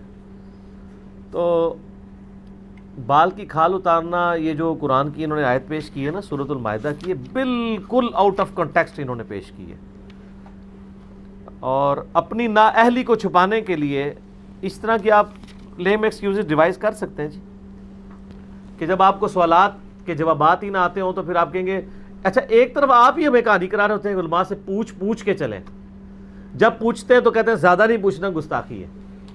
دیکھیں کہانی کتنی زبردست ہے. کیوں؟ اس لیے کہ آپ نے کوئی ایسا سوال نہیں کرنا جو ہمارے عالم صاحب کے فرقے کے خلاف ہو یا ہمارے فرقے کے خلاف ہو, یا اس کا جواب دینے سے وہ کافر ہو جائیں, آری آ جائیں. تو اس کا پھر یہ بہتر یہ طریقہ پیچ ہی کھود دو کہ جی سوال کرنا ہی بہت بڑی گستاخی ہے. علماء آپ دیکھیں گے ابھی سوال ہو رہے ہوتے ہیں نا, الٹیمیٹلی جب آپ تھوڑا سا ان کے ساتھ کراس کوشچننگ کرنا شروع کریں نا, تھوڑی دیر بعد یہ کہتے ہیں آپ کو تمیز ہی نہیں علماء سے بات کرنے کی. یہ تو آپ کہیں بھی جملہ بول سکتے ہیں. اللہ کے فضل سے یہاں لوگ کس بدتمیزی کے لیول پہ اتر کے مجھ سے بات کرتے ہیں. کوئی بندہ ثابت کرے میں نے کبھی کسی کو کہا کہ آپ کو علماء سے بات کرنے کی تمیز ہی نہیں ہے. میں نے کبھی بھی کسی کو یہ نہیں کہا. کیوں کہیں؟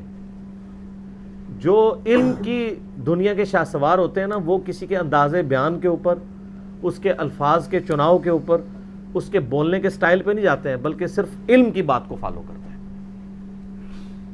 اور جن کو اپنی آخرت کی فکر ہوتی ہے کہ یار اس نے بڑی معقول بات کی ہے, یار مجھے تو نہیں یہ پتا تھی.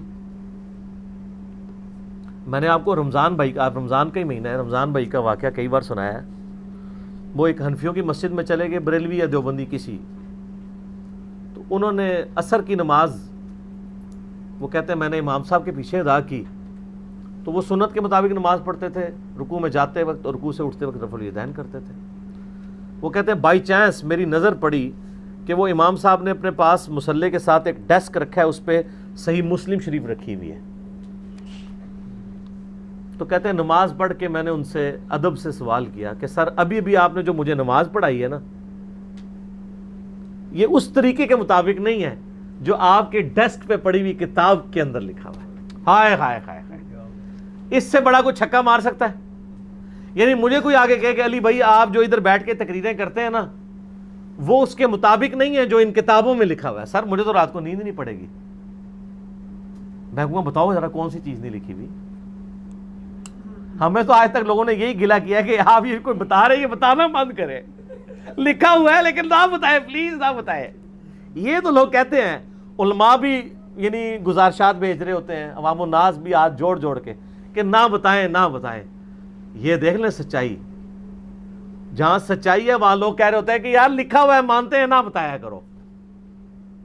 اور دوسری طرف وہ کہتے ہیں نہ بتاؤ. ٹھیک ہے.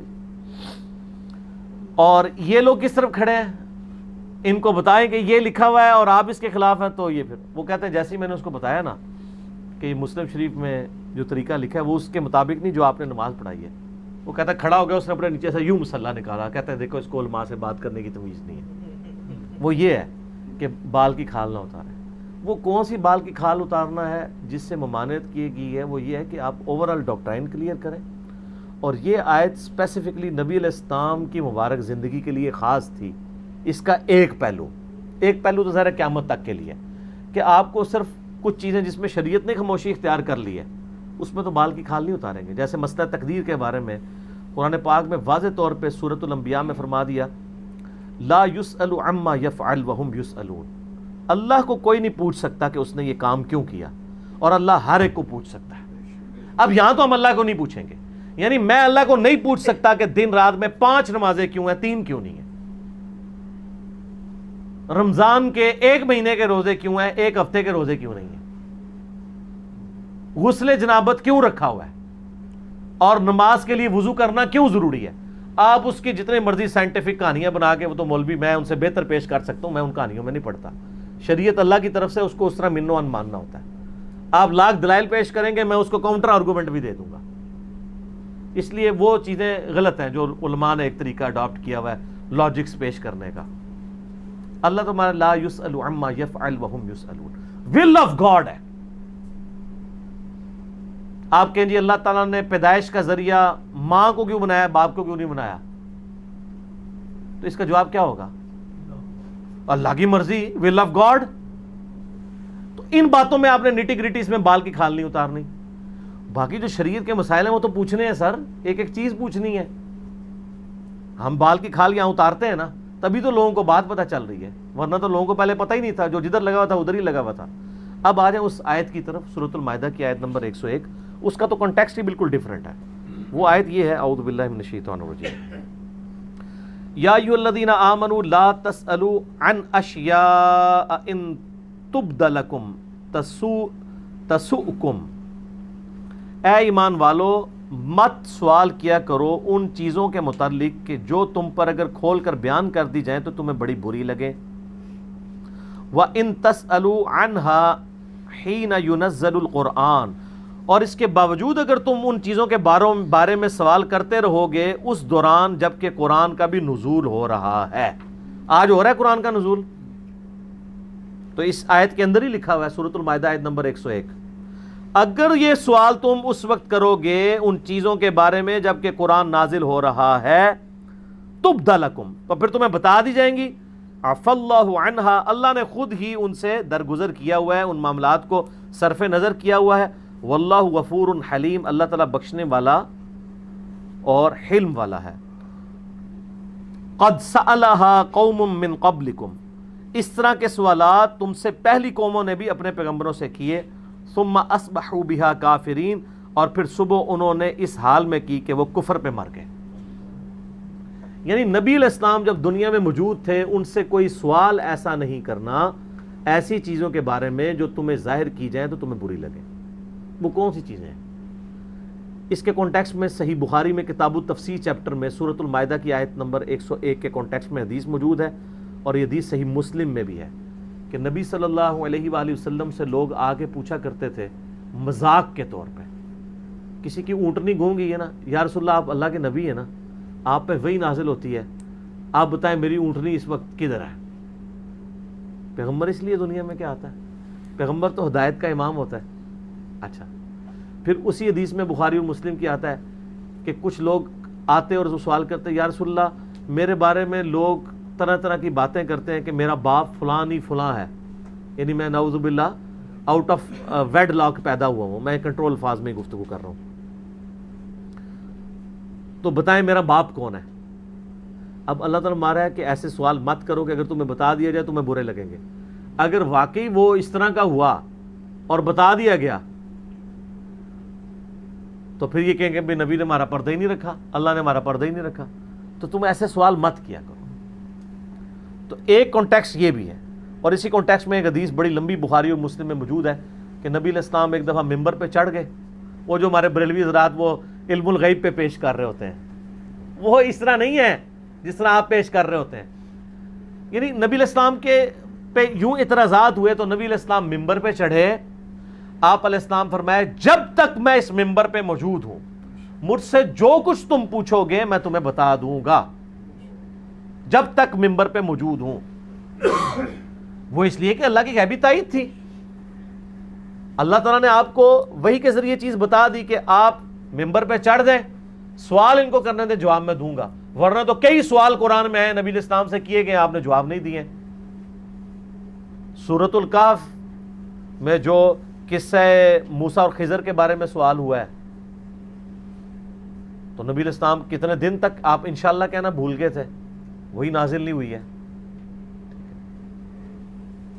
سورہ یوسف کے تو سٹارٹ میں آتا ہے کہ اے نبی علیہ السلام ہم آپ سے ایک اچھا بیان کر رہے ہیں یوسف علیہ السلام کے بارے میں. آپ اور آپ کی قوم بے خبر تھی اس قرآن کے نزول سے پہلے، آپ نہیں جانتے تھے کہ یوسف علیہ السلام کس طرح جو ہے وہ مصر پہنچ گئے، حالانکہ وہ سرزمین شام کے رہنے والے تھے. تو آگے پورا واقعہ بتایا کہ بچپن میں ان کے بھائیوں نے ان کے ساتھ کیا کیا، بکتے بکاتے وہاں تک پہنچ گئے. یہ وہاں تو کیٹاگوریکل یہ بات کی جا رہی ہے. یعنی یہ آپ کی نبوت کی دلیل ہے کہ اللہ تعالیٰ آپ کو غیب کی خبریں دیتا ہے، اور جتنی دیتا ہے وہ آپ کو پتہ ہے، اور جب نہیں دیتا نہیں پتہ ہوتی. اچھا اب آپ دیکھیں وہ بخاری مسلم کی حدیث میں آتا ہے کہ نبی علیہ السلام نے فرمایا جب تک میں یہاں موجود ہوں. تو ظاہر اس وقت تائید تھی. صحیح بخاری اور مسلم میں آتا ہے، اس کی سپورٹ میں ایک حدیث میں آپ کو پیش کرتا ہوں کہ نبی علیہ السلام فرماتے ہیں جب میں معراج سے واپس آیا نا تو لوگوں نے مختلف سوالات کرنے شروع کر دیے. کوئی آگے پوچھ رہا ہے کہ بتائیں وہ بیت المقدس کے دروازے کتنے ہیں، اس کی سیڑھیاں کتنی ہیں، اس کی دیواروں پہ کلر کیا ہے. اب ایک شخص ایک رات میں زندگی میں ایک دفعہ کہیں گیا ہے، وہ اتنی نیٹی گریٹیز بتا سکتا ہے؟ میں یہ یعنی پچھلے 10 سال سے سیڑھیاں چڑھ رہا ہوں، آپ مجھے پوچھیں کہ کتنی سیڑھیاں چڑھ کے آتے ہو تو میں نہیں بتا سکتا جب تک کہ گن نہ لوں. نبی علیہ السلام سے یہ سوال ہوا، آپ فرماتے ہیں میں اتنا پریشان ہوا کہ میں اعلان نبوت کے بعد کبھی اتنا پریشان نہیں ہوا تھا کہ میں ان کے سوالوں کے جواب نہیں دے پاؤں گا اور یہ مجھے کہیں گے یہ جھوٹ بول رہا ہے. تو اللہ تعالیٰ نے بیت المقدس اٹھا کے میری نگاہوں کے سامنے کر دیا. میں حتیم میں کھڑا ہو گیا، وہ مجھ سے جو سوال کرتے تھے میں دیکھ کے بتاتا جاتا تھا. یعنی جب تک آپ حتیم میں کھڑے رہے آپ کے یہ نہیں ہے کہ آپ ہر وقت بیت المقدس دیکھ رہے ہوتے تھے، اس ایک خاص وقت کے لیے آپ نے دیکھا. یہاں پہ بھی آپ فرمایا جب تک میں ممبر پہ ہوں مجھ سے جو پوچھو گے میں بتاؤں گا. ایک شخص کھڑا ہو کہتا ہے میرا باپ کون ہے، تو آپ فرمایا تیرا باپ فلاں ہے. وہ شکر ہے کہ اس کا باپ وہی تھا جو مشہور تھا، ٹھیک ہے. اور بعد میں جب گیا تو اس کی ماں نے اسے ڈانٹا کہ تو کیا سوال کر بیٹھا ہے، ہم لوگ تو زمانے جاہلیت میں پتہ نہیں کن کن کاموں میں پڑے ہوئے تھے، شکر اللہ نے. اچھا پھر جب یہ صورتحال دیکھی تو حضرت عمر فاروق رضی اللہ تعالیٰ عنہ گھٹنوں کے بل کھڑے ہو گئے اور کہا رضیت باللہ ربا وبالاسلام دینا وبمحمد نبیا. ہم اللہ کے رب ہونے پر راضی، اسلام کے دین ہونے پر راضی، اور محمد صلی اللہ علیہ وسلم کے پیغمبر ہونے پر راضی. یا رسول آپ ممبر سے نیچے اتر ہیں. جلال کو ٹھنڈا کیا، ان کا بھی وقت کے پیغمبر کو آپ اس طرح غصہ دلا رہے ہیں. اذان شروع ہوگی، اذان کا جواب دیں، باقی انشاءاللہ اذان کے وقفے کے بعد. بسم اللہ والصلاة والسلام علی رسول اللہ وعلی آلہ وصحبہ اجمعین الی یوم الدین. آج 12 مئی 2019 کو علمی و تحقیقی مجلس نمبر 62 میں اذان عصر کے وقفے کے بعد بقیہ کے سوالات کا سلسلہ شروع کریں گے، لیکن میں پہلے اس سوال کو مکمل کر لوں. اذان عصر کے وقفے سے پہلے میں عرض کر رہا تھا کہ سیدنا عمر نے نبی علیہ السلام کی وہ حالت جب دیکھی، ان کو سمجھ آ گیا کہ وقت کے پیغمبر کا اس طریقے سے سوال پوچھنا ان سے، اس قسم کے سوالات یہ ناپسندیدہ ہے. اور پھر سورۃ المائدہ بھی آپ سن چکے کہ ایسے سوالات مت کرو. ایک اور حدیث ہے بخاری و مسلم دونوں میں، نبی علیہ السلام فرمایا کہ اسلام میں سب سے بڑا مجرم وہ ہے کہ جس کے سوال کرنے کی وجہ سے کوئی چیز حلال تھی اور پھر حرام کر دی گئی. وہ سب سے بڑا مجرم ہے، یعنی بال کی کھال اتارنے کی وجہ سے. اس کی ایک پریکٹیکل مثال آپ سورۃ البقرہ میں بھی دیکھ لینا کہ حکم ہوا تھا کہ آپ نے گائے ذبح کرنی ہے بنی اسرائیل کو. انہوں نے آگے سے سوالات کرنے شروع کر دیے, جی کس قسم کی گائے, بھائی کوئی بھی گائے ذبح کر دو. پھر انہوں نے بتایا کہ جی آپ اس طرح کرو, تو پھر وہ اس کی اور نیٹی گریٹیز میں پڑ گئے, پھر حتیٰ کہ کرتے کرتے جناب وہ اتنی عمر کی ہو, اس رنگ کی ہو, یہ ہو. پھر اللہ تعالیٰ ماتا ہے وہ لگتے نہیں تھے کہ وہ کرتے, جو جتنی وہ اس میں پڑ گئے تھے. انشاءاللہ انہوں نے کہہ دیا تو وہ بچ گئے. الٹیمیٹلی بڑی مشکل سے بڑی مہنگی گائے ان کو ملی تھی, وہ زرد کلر کی گائے, اور ایسی جو کبھی کسی بیل یعنی وہ کسی حال میں جوتی بھی نہ گئی ہو, ٹھیک ہے نا. تو وہ پھر ڈھونڈتے وہ بھی ایک غریب عورت کی بھی لاٹری نکلی نا بنی اسرائیل میں سے, وہ منہ مانگی قیمت پہ پھر خریدنی پڑی بنی اسرائیل کو. اس سے بہتر تھا کوئی بھی گائے خرید کے قربان کر دیتے. تو وہاں پہ بھی سورۃ البقرہ میں بھی اللہ تعالیٰ نے اسی سے ملتی جلتی آیات اس واقعے کو کانٹیکسٹ میں بھی آئی ہیں. مجھے ضمناً یاد آ گئی یہ جو بقرہ والا واقعہ ہے. اعوذ باللہ من الشیطان الرجیم, سورۃ البقرہ آیت نمبر 108 108. ام تریدون ان تسألوا رسولکم کما سئل موسیٰ من قبل, کیا تم چاہتے ہو کہ تم اسی طرح کے سوالات کرو اپنے رسول سے جس طرح کے موسیٰ کے ماننے والوں نے کیے تھے. وَمَن يَتَبَدَّلِ الْكُفْرَ بِالْإِيمَانِ فَقَدْ ضَلَّ سَوَاءَ السَّبِيلِ, جو کوئی ایمان کے بدلے کفر خرید لیتا ہے, ایمان ہاتھ سے دے کے کفر لے لیتا ہے, تو وہ گمراہی کے راستے میں پڑ گیا, دور جا بھٹکا. تو یہ اسی کانٹیکسٹ میں بات ہو رہی ہے. ایک اور حدیث صحیح مسلم شریف میں آتی ہے کہ نبی علیہ السلام نے فرمایا اللہ تعالیٰ نے تم پہ حج فرض کیا. اب آپ نے بات شروع کی, ایک بندہ کھڑا ہو گیا, یا رسول اللہ ہر سال فرض ہو گیا. کچھ ذرا زیادہ تیز مزاج کے لوگ بھی ہوتے ہیں نا. آپ علیہ السلام خاموش ہو گئے. دوسری بار, تیسری بار, 3 بار اس نے سوال کیا, نبی علیہ السلام خاموش.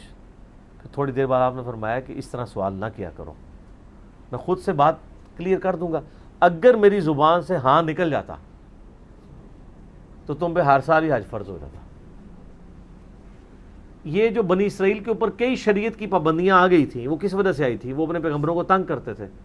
یہ ہفتے کے دن والا جو ہمارا کلپ بھی چڑھا ہوا ہے, وہ بندر بن گئے تھے, اس میں بھی آتا ہے نا کہ اللہ نے ان کے فسق کے سبب ان کے اوپر ہفتے کے دن کا شکار حرام کیا تھا.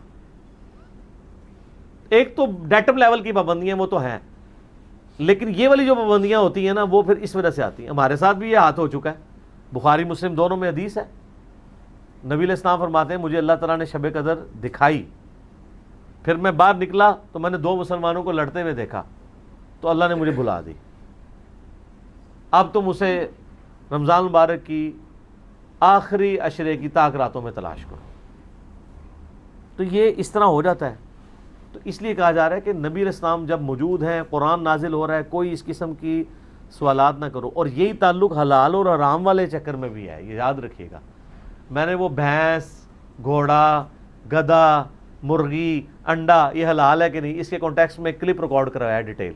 اس میں نے ابو داؤد کی ایک حدیث بتائی تھی جو ابن عباس کہتے ہیں کہ بھی اللہ تعالیٰ نے جو چیزیں اپنی کتاب میں حرام بیان کرنی تھی وہ کر دیں, ٹھیک ہے, جو باقی بیان نہیں کی ہیں ان کے بارے میں کوئی اللہ تعالیٰ مواخذہ نہیں کرے گا, وہ سب کی سب حلال ہی ہیں. اور قرآن سے مراد قرآن بھی ہے اور سنت میں بھی, جیسے نبی علیہ السلام کی مسلم شریف میں حدیث ہے کہ اللہ تعالیٰ نے نوکیلے دانتوں والے سارے درندے, چاہے وہ چرندوں میں ہوں پرندوں میں ہوں, حرام کر دیے. تو اب یہ تو بے شمار بن جائیں گے نا. جتنے بھی اڑنے والے پرندے ہیں جو جنگلی ہیں وہ سب کے سب حرام ہیں, جو گوشت خور ہیں. اور درندے بھی, جیسے اب کتا ہو گیا, ریچھ ہو گیا, شیر ہو گیا, یہ سارے کے سارے حرام ہو جائیں گے. لیکن جن چیزوں کے بارے میں نہیں کہا ہوا, مطلب کینگرو کا کوئی ذکر نہیں ہے, کینگرو حلال ہے, سبزی خور ہے, بس ٹھیک ہے کھائیں, کوئی مسئلہ نہیں. ویسے ہے بڑا مہنگا ہی لبے گا, دونوں لبے گا نہیں جہاں پہ ہوتے ہیں. تو جن چیزوں کے بارے میں نہیں بتایا گیا نا اس کے بارے میں سوال نہ کرو. سوال کرتے جائیں گے, پھنستے جائیں گے, پھنستے جائیں گے, پھنستے جائیں گے. تو یہ اس صورت میں سوال کرنا ہے جب نبی دنیا میں موجود ہوں. آج شریعت فریض ہو چکی ہے, آج تو آپ کی وہ بال کی کھال اتارنی ہوگی تو پتہ چلے گا کہ کون ٹھیک ہے کون غلط ہے. آج کی ڈیٹ میں بال کی کھال جو اتارنا منع ہے وہ یہ ہے کہ آپ کو کتاب و سنت سے دلیل دے دی جائے, دل بھی ٹھک جائے, بات سمجھ بھی آ جائے, پھر بھی آپ اس بات کو نہ ماننے کے لیے بیچ میں سے اس طریقے سے آپ شرارت بازی کرنا شروع کر دیں، وہ آج بھی منع ہے۔ اس کا یہ مطلب نہیں سوال کرنا ہی منع ہو گئے ہیں، یہ تو کہتے ہیں سوال ہی نہ کریں ہمارے علماء سے، یعنی ہم تو بڑے ایک معصومانہ سوال کر سکتے ہیں نا۔ مثال کے طور پہ میں علماء دیوبند سے یہ معصومانہ سوال کر سکتا ہوں، آپ بھی کر سکتے ہیں کہ یہ بتائیے کہ آپ کے بزرگوں نے جو لکھا ہے کہ ہم بزرگان دین کے سینوں اور قبروں سے فیض لینے کے قائل ہیں، مگر اس طریقے پہ نہیں جو عوام میں رائج ہے، بلکہ اس طریقے سے جو خواص کو معلوم ہے۔ تو ہم علماء سے پوچھ کے چلتے ہوئے پوچھتے ہیں یہ خواص کو کون سا طریقہ اللہ نے بتایا ہے کسی کے سینے اور قبر سے فیض نکالنے کا؟ یعنی سینے سے پھر یہی ہوگا کہ کوئی بزرگ آپ کو جپھی ڈالے گا، سینے سے سینہ ملے گا اور علم ٹرانسفر ہو جائے گا؟ یہی طریقہ ہو سکتا ہے نا پھر خواص کا۔ عام آدمی کا تو طریقہ سینے سے یہی ہے کہ آپ حافظ قرآن ہے تو آپ کہیں گے جو آپ کے قرآن سینے میں ہے مجھے بھی وہ کچھ سکھا دیں۔ یہ خواص کا طریقہ کون سا ہے؟ قبر سے فیض حاصل کرنے کا خواص کا طریقہ کون سا ہے؟ عوام کا تو ہمیں پتہ ہے وہ قبر والے سے جا کے مانگتے ہیں، خواص کا طریقہ بتائیں۔ اور خواص بھی یہی کچھ ہی کرتے رہے ہیں، عوام میں جو کچھ رائج ہے یہ خواص نہیں رائج کیا ہوا ہے۔ وہ پھر میں نے ایک ریسرچ پیپر لکھا ریسرچ پیپر نمبر 6، قبروں سے فیض کے عقیدے کا تحقیقی جائزہ۔ اس میں نے علماء دیوبند کے بڑے بڑے بزرگوں کا بتایا کہ وہ قبروں سے جا کے مانگا کرتے تھے ڈائریکٹلی۔ پھر میں نے کہا آپ تو ہمیں نہیں بتا رہے شرم کے مارے خواص کا طریقہ، ہم خود ہی بتا دیتے ہیں آپ کو۔ تو ان سے وہ کہتے ہیں اس طرح کے سوال ہم سے نہیں کرنے۔ لیکن میں آپ کو بتاؤں تبدیلی آ رہی سر، آ گئی تبدیلی۔ ہم کتنے عرصے سے رونا رو رہے تھے کہ فضائل اعمال کے اندر یہ کہانیاں لکھی ہوئی ہیں، میرے کلپ چڑھ چڑھ کے۔ آج دیکھیں طارق جمیل صاحب کا بھی کلپ آ گیا ہے۔ وہ سارے واقعات جو ہم کہتے تھے کتاب و سنت کے منافی ہیں، انہوں نے ایک ایک واقعے کو انہوں نے علماء کے جوڑ سے وہ خطاب کر رہے ہیں، جو اینول جوڑ ہوتا ہے آل اوور دا ورلڈ ڈرائیونڈ میں جو علماء کا، اس سے خطاب کرتے ہوئے انہوں نے فضائل اعمال کا نام نہیں لیا۔ ہو سکتا ہے وہاں کوئی مجاہد ملت کھڑا ہی نہ ہو جاتا۔ نام لیے بغیر وہ سارے واقعات جو سامنے بیٹھے ہوئے لوگ بھی اور خود طارق جمیل صاحب بھی پڑھ پڑھ کے سنایا کرتے تھے، وہ سارے واقعات انہوں نے سنائے ہیں کہ ایک بزرگ جو ہے وہ آنکھوں میں نمک کا سرما لگاتے تھے، عشاء کے وضو سے فجر کی نماز اتنے سال تک پڑھتے تھے، یہ ایک ایک انہوں نے واقعہ گنوایا ہے۔ پھر اینڈ پہ انہوں نے کہا یار یہ دین ہم کافروں کو پیش کر سکتے ہیں؟ یہ دین اس قابل ہے؟ انہوں نے کہا یہ دین میں غلو ہے، دین وہ ہے جو اللہ نے نبی علیہ السلام کو دیا تھا۔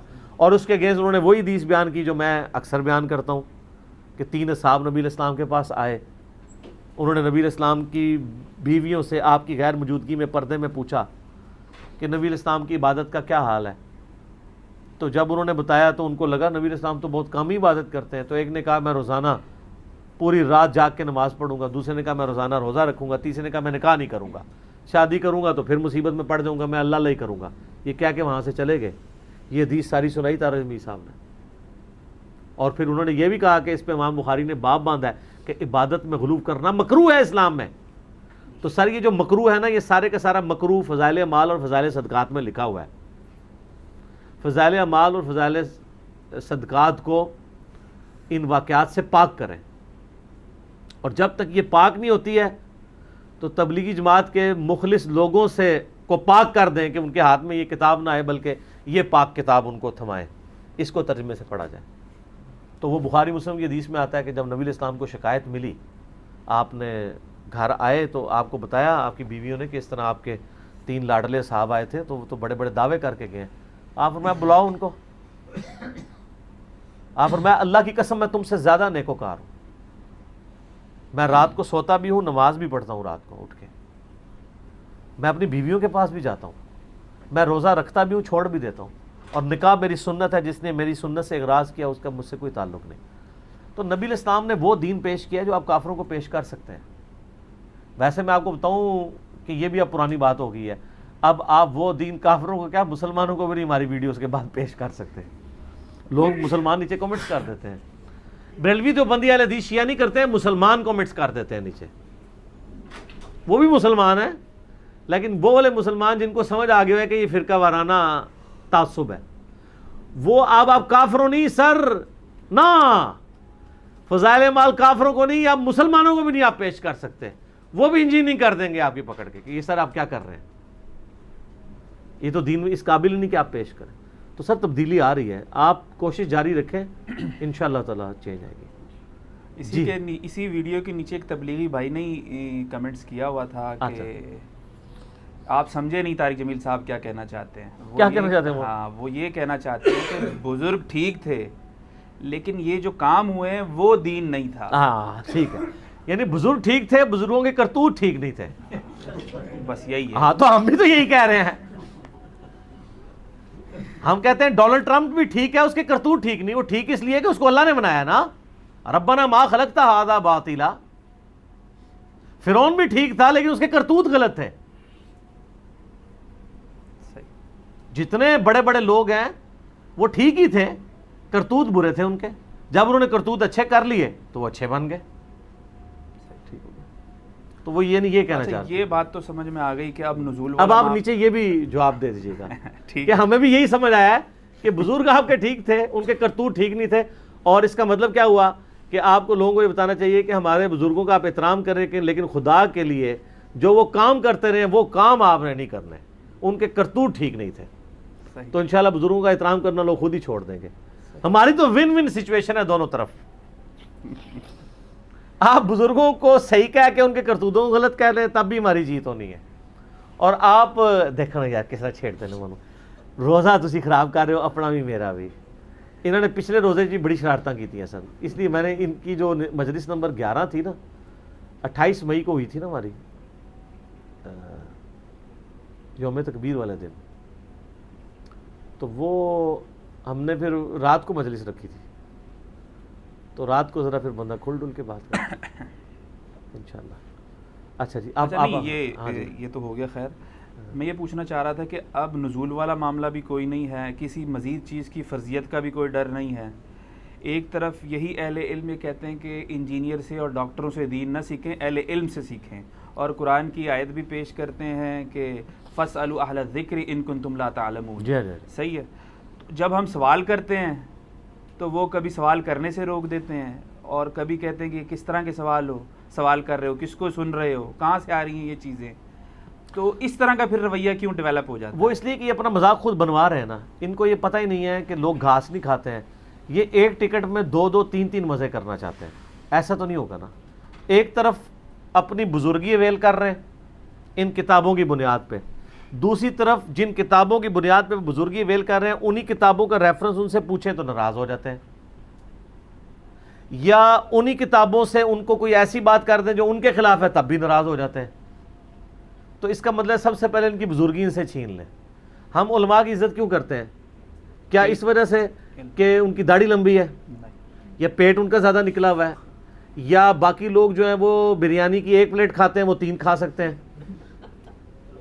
یا افطاری میں آپ 3 کھجوریں کھاتے ہیں وہ 30 بھی ان کے لیے کوئی مسئلہ نہیں کھانا. اس لیے تو عزت علماء کی کر رہے ہوتے ہیں ہم, علم کی وجہ سے کر رہے ہوتے ہیں. تو علم کی وجہ سے جب کر رہے ہوتے ہیں تو پھر علم سے تو ان کو نہیں چڑھنا چاہیے. صحیح. اور یہ میں آپ کو بتاؤں, یہ چڑھنے والا معاملہ صرف دینی ٹیچرز کا ہے, اور وہ بھی مولوی طبقہ. دنیاوی ٹیچرز کبھی نہیں چڑھتے ہیں. میرا یہ چیلنج ہے, آپ کسی پروفیسر کی غلطی اعلانیہ کلاس میں کھڑے ہو کے بتا دیں, سر یہ جو آپ نے سلیبس کی کتاب لکھوائی تھی نا, اس میں یہ فارمولہ اس طرح نہیں لکھا ہوا, اس طرح لکھا ہے. اللہ کے فضل سے وہاں کوئی اسٹوڈنٹ بھی نہیں کھڑے ہو کے کہے گا کہ ہمارے پروفیسر صاحب کے کہنے کا مطلب یہ نہیں ہے جو آپ سمجھ رہے ہیں. وہ پروفیسر صاحب بھی صحیح کہہ رہے ہیں اور یہ بھی صحیح لکھا ہوا ہے. وہ سارے حمایت میں کھڑے ہوں گے اور پروفیسر بھی کہے گا تھینک یو, اور علماء کیا کہیں گے؟ تھینک دیو. دل میں وہ کہیں گے. ایسے سے اشارے کر رہے ہوتے ہیں نا. ویسے اب تو اشارے نہیں, انہوں نے بندے اپنے ساتھ رکھے ہوتے ہیں, وہ خود ہی کہتے ہیں مفتی صاحب مفتی صاحب مفتی صاحب. آپ اگلا سوال ہے علی بھائی کہ رمضان المبارک میں سحری کے اوقات میں بعض لوگ آخری اذان تک کھاتے پیتے رہتے ہیں, اور اس کے لیے سنن نبی داؤد کی حدیث کا حوالہ دیتے ہیں اور کہتے ہیں کہ نبی علیہ الصلوۃ والسلام نے ہاتھ میں موجود برتن سے حاجت پوری کرنے کی اجازت دی ہے. اجازت دی ہے, حکم تو نہیں دیا کہ آپ جو ہے وہ آخری 2 منٹ میں اٹھیں اور برتن ہاتھ میں پکڑ کے لگے رہیں 15-20 منٹ تک. یہ تو کہیں ذکر نہیں ہے. یہ بالکل غلط انٹرپریٹیشن کی ہے. بخاری اور مسلم دونوں میں حدیث ہے نبی علیہ السلام نے فرمایا کہ جب بلال اذان دے رہے ہوں تو تم کھانا پینا ترک نہ کیا کرو، کیونکہ وہ رات کے اوقات میں اذان دیتے تھے نا. کس لیے؟ لوگوں کو اٹھانے کے لیے. اس وقت تو اٹھانے کا کوئی سپیکر وغیرہ ذریعہ یا کوئی الارم والی گھڑیاں تو نہیں ہوتی تھی. اور جب عبداللہ ابن ام مکتوم اذان دیں تو تم کھانا پینا چھوڑ دیا کرو، کیونکہ عبداللہ ابن ام مکتوم کے بارے میں اسی حدیث میں آتا ہے کہ وہ نابینا صحابی تھے. ان کو جب تک کوئی بتاتا نہیں تھا نا کہ بھئی اب طلوع فجر ہو چکی ہے، یعنی ختم سحری ہو چکی ہے، اس وقت تک وہ اذان نہیں دیتے تھے. ان کی اذان اناؤنسمنٹ ہوتی تھی ختم سحری کی، جس طرح ہمارے پاس ختم سحری کی اناؤنسمنٹ اس وقت ہمارے اینڈرائڈ ایپس ہیں. مسلم پرو جس طرح اینڈرائڈ ایپ ہے، اس میں ٹائمنگ لکھی ہوئی ہے، گوگل میں ٹائمنگ لکھی ہوئی ہے، صلاۃ ٹائم سافٹ ویئر میں آپ کو مل جائے گی. اسلام 360 کا نہیں مجھے پتا اس میں آئی ہے کہ نہیں آئی ہے. باقی ہماری ویب سائٹ ahlsunnatpak.com پہ بھی آپ کو دنیا کے آلموسٹ سارے ملکوں اور شہروں کے اس میں نماز کی ٹائمنگ اور ختم سحری یہ ساری مل جائیں گی. تھرو آؤٹ دا ایئر آپ کسی وقت بھی اس میں آپ ڈالیں تو وہ آپ کو نکال دے گا فرنٹ پیج کے اوپر ہی. تو یہ فیسلٹیز پہلے تو نہیں تھی. اذان ہی ایک ذریعہ تھا لوگوں کو یہ آگاہ کرنے کا کہ بھئی ختم سحری ہو چکی ہے. اذان ذریعہ ہوتا تھا. اب اس کانٹیکس میں نبی علیہ السلام فرما رہے ہیں کہ اگر کوئی شخص اذان سنے اور اس کے ہاتھ میں برتن ہو، یہ سنن ابی داؤد میں حدیث ہے، مشکات میں موجود ہے، تو وہ جلدی جلدی اس سے حاجت پوری کر لے. کیوں؟ کہ اذان جب ختم سحری کے لیے دی جا رہی ہے، اس زمانے میں اذان ہو رہی ہے ایگزیکٹ ختم سحری کی. آج کل اذان ہو رہی ہے فجر کی، ختم سحری کی نہیں. Point to be noted. آج مثلا جیلم میں ختم سحری تھا نا 3:35، چھٹا روزہ ہے آج 1440 ہجری. تو آپ یہ نہیں دیکھیں گے کہ 3:35 پہ اذانیں شروع ہوں گی. کچھ 3:35 پہ ہو جائیں گی، کچھ 3:40 پہ، کچھ 3:45 پہ بھی ہوں گی، کیونکہ وہ فجر کے لیے اذان ہو رہی ہوتی ہے اور اذان ہوتی فجر کے لیے. اس زمانے میں ڈوئل پرپس تھا. اذان ہوتی تھی ختم سحری کی اناؤنسمنٹ کے لیے بھی، اور وہ اذان ہوتی تھی عبداللہ ابن ام مکتوم کی، اور لوگوں کو اٹھانے کے لیے اذان ہوتی تھی حضرت بلال کی رضی اللہ تعالیٰ عنہ. تو آپ علیہ السلام فرمایا یہ جب اذان دے رہا ہو نا تو کھانا پینا ترک کر دو. عبداللہ ابن ام مکتوم. تو وہ اذان ہوتی تھی ختم سحری کی اناؤنسمنٹ کے لیے. جب ختم سحری کی اناؤنسمنٹ کے لیے ہو رہی ہے تو آپ علیہ السلام فرما رہے ہیں کہ اگر کوئی شخص اس وقت کھا رہا ہے تو وہ برتن جو اس کے ہاتھ میں ہے جلدی جلدی اس سے اپنی حاجت پوری کر لے. مطلب یہ کہ اذان کے دوران وہ ایک ٹرانزیشن پیریڈ ہے جس میں صبح صادق کا وقت ختم ہو کے فجر کا وقت داخل ہو رہا ہے. اچانک تو کوئی بم نہیں نہ پھٹتا کہ جی ایک وقت دوسرے میں داخل ہو گیا. آہستہ آہستہ وقت داخل ہوتا ہے نا. سورج بھی دیکھیں 7 سے 8 منٹ لگتے ہیں سورج کی ٹکیا کو باہر نکلنے کے لیے. ایک دم تو سورج باہر نہیں آ جاتا نا. اس طرح وہ جو ٹرانزیشن پیریڈ ہے درمیانہ، وہ ایک پیریڈ ہوتا ہے. اور اس میں ایک اجازت دے دی گئی کہ جی اگر کوئی لیٹ اٹھا ہے بائی چانس اور اس کے پاس ٹائم نہیں بچا تھا، اب اذان شروع ہو گئی ہے، تو ظاہر ہے اسلام میں پسندیدہ نہیں کہ کوئی بغیر سحری کے روزہ رکھ لے، کیونکہ ظاہر اس کے لیے کاٹنا بھی مشکل ہوگا. اور ویسے بھی صحیح بخاری میں حدیث ہے کہ سحری ضرور کھایا کرو، اس کے کھانے میں برکت ہے. اور ہمارے اور اہل کتاب کے روزے کا فرق ہی سحری کا فرق ہے، یہ بھی صحیح بخاری میں حدیث موجود ہے. تو نبی علیہ السلام نے فرمایا کہ تم اس برتن میں سے لے لو جلدی جلدی. تو وہ ٹھیک ہے اگر کوئی شخص لے کے اٹھا ہے. یعنی ایک بندہ 3:30 پہ اٹھا ہے، اس نے سحری شروع کی ہے اور 3:35 کے اوپر ختم سحری ہو گئی ہے، اذانیں شروع ہو گئی ہیں، تو وہ جلدی جلدی اس کو پورا کرے. اب یہ نہ کرے کہ آخری اذان تک وہ کھاتا رہے. ایک ہی اذان تھی، یہاں تو اذانیں شروع ہوتی ہیں تو ختم ہی نہیں ہوتی ہیں. اس حساب سے تو اذانوں کے اوپر ہی اٹھنا چاہیے. تو تب بھی آپ کھانا شروع کریں تو اذانوں کے ختم ہونے تک آپ کھا سکتے ہیں، وہ روزہ نہیں ہوگا. اور الٹا یہاں پہ اہل حدیث کے ہاں تو ایک بڑا اس کی غلط انٹرپریٹیشن. میں 2008 کی بات ہے، میں اسلام آباد میں ایک اہل حدیث کی مسجد میں اعتکاف بیٹھا، تو وہاں میں نے یہ ایک عبرت ناک منظر دیکھا. 600-650 لوگ وہاں پہ اعتکاف بیٹھے ہوئے تھے، عورتیں مرد ملا کے. عورتیں الگ تھیں مرد الگ، کہ وہ ہمیں سحری کے لیے اٹھا لیتے تھے گھنٹہ ڈیڑھ پہلے. سحری لوگ کرتے تھے تسلی سے سحری کر کے، پھر وہ مسجد میں بہت بڑی مسجد تھی، واک بھی کرتے تھے. جیسے ہی اذان شروع ہوتی تھی سارے کولروں کی طرف بھاگتے تھے اور پانی پیتے تھے. جی وہ جی اذان شروع ہوگی جلدی جلدی پانی پی لو. تو روزہ تو ہوتا ہی نہیں ایسے. وہ تو اس میں ہے کہ آپ برتن آپ کے ہاتھ میں تھا اور آپ سحری کر رہے تھے، اس دوران اذان شروع ہوئی. یا تو اذان شروع ہوئی ہے تو آپ برتن پکڑنے کے لیے بھاگ گئے ہیں، نا غلط ہے. تو آپ پہلے ہی بند کریں. میں نے تو اللہ کے فضل سے جب سے ہوش سنبھالی ہے روزے رکھ رہا ہوں, میں 5-7 منٹ پہلے ہی روزہ بند کرتا ہوں. احتیاط کی بات ہے نا جی. آپ جناب آخری منٹ تک جناب اس کو گھسیٹ کے لے کے جا رہے ہیں, تو ایسے لوگوں کا کوئی روزہ نہیں ہے. یہ صرف اس کے لیے فیسلٹی ہے کوئی لیٹ اٹھا, اور بعض لوگوں نے تو روٹین بنائی ہے کہ وہ اٹھتے ہی آخری 1-2 منٹ میں اور روزانہ اس طرح کرتے ہیں, تو ان کا کیا روزہ ہوگا. آپ دنیا کی عدالت میں بھی وہ کیس لے جائیں تو آپ کو وہ بھی کہیں گے کہ یار یہ اس کا یہ مطلب تو نہیں تھا کہ آپ نے یہ کرنا ہے, آپ نے کام ہی وہی کرنا شروع کر دیا. تو یہ ایک فیسلٹی تھی اور وہ اس کے ساتھ جڑی ہوئی ہے, نہ کہ یہ ہے کہ آپ جو ہے وہ اٹھیں ہی لیٹ اور آپ اس وقت میں کھائیں, یا آپ پہلے کھا کے فارغ ہو چکے ہیں اور جب اذانیں شروع ہوں اس وقت پانی پینا شروع کر دیں. تو سر وہ آپ روزہ رکھ نہیں رہے ہوں گے, روزہ افطار کر رہے ہوں گے, وہ افطار ہی ہو رہا ہوگا, روزہ رکھ نہیں رہے ہوں گے آپ. اور یہی حال ہے غروب آفتاب کے وقت پہ. اکثر مسجدوں میں اذان 2-4 منٹ پہلے ہو جاتی ہے. آپ نے گھڑی کو فالو کرنا ہے, مسجد کو نہیں. مسجدوں کی گھڑیاں کیا سٹینڈرڈ ٹائم ہوتی ہیں؟ بہت کوئی بندہ احتیاط کرے تو ہوگا.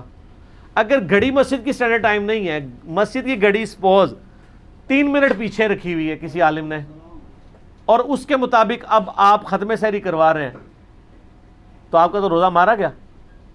کئی ہیں وہ ہمارے آفس کے کلیگ ہیں, مجھے بتاتے ہیں, کہتے ہیں یار وہ ہمارا جو امام مسجد ہے نا, اس نے مسجد کی گھڑی جو ہے نا وہ 5 منٹ جو ہے نا وہ پیچھے رکھی ہوئی ہے. کہتے ہیں اس کو بڑا کہتے ہیں, مانتے ہی نہیں ہے. تو میں نے کہا کیوں رکھی ہوئی ہے؟ کہتا ہے وہ اترتے 1-2 منٹ لیٹ ہی ہو جایا کرتا تھا تو لوگ بڑی باتیں کرتے تھے, اس نے مسجد کی گھڑی 5 منٹ پیچھے کر دی. کتنا لیٹ ہوئے گا, کوئی 2-3 منٹ بھی لیٹ ہوئے گا تو پہلے ہی آ جائے گا. کہتے ہیں آپ اس کو لاکھ کہتے ہیں یار یہ گھڑی سیدھی کر, صحیح کر. وہ کہتا نہیں گھڑی نہیں سیدھی کرنی, اٹھانوں سیدھا کرنا ہے میں.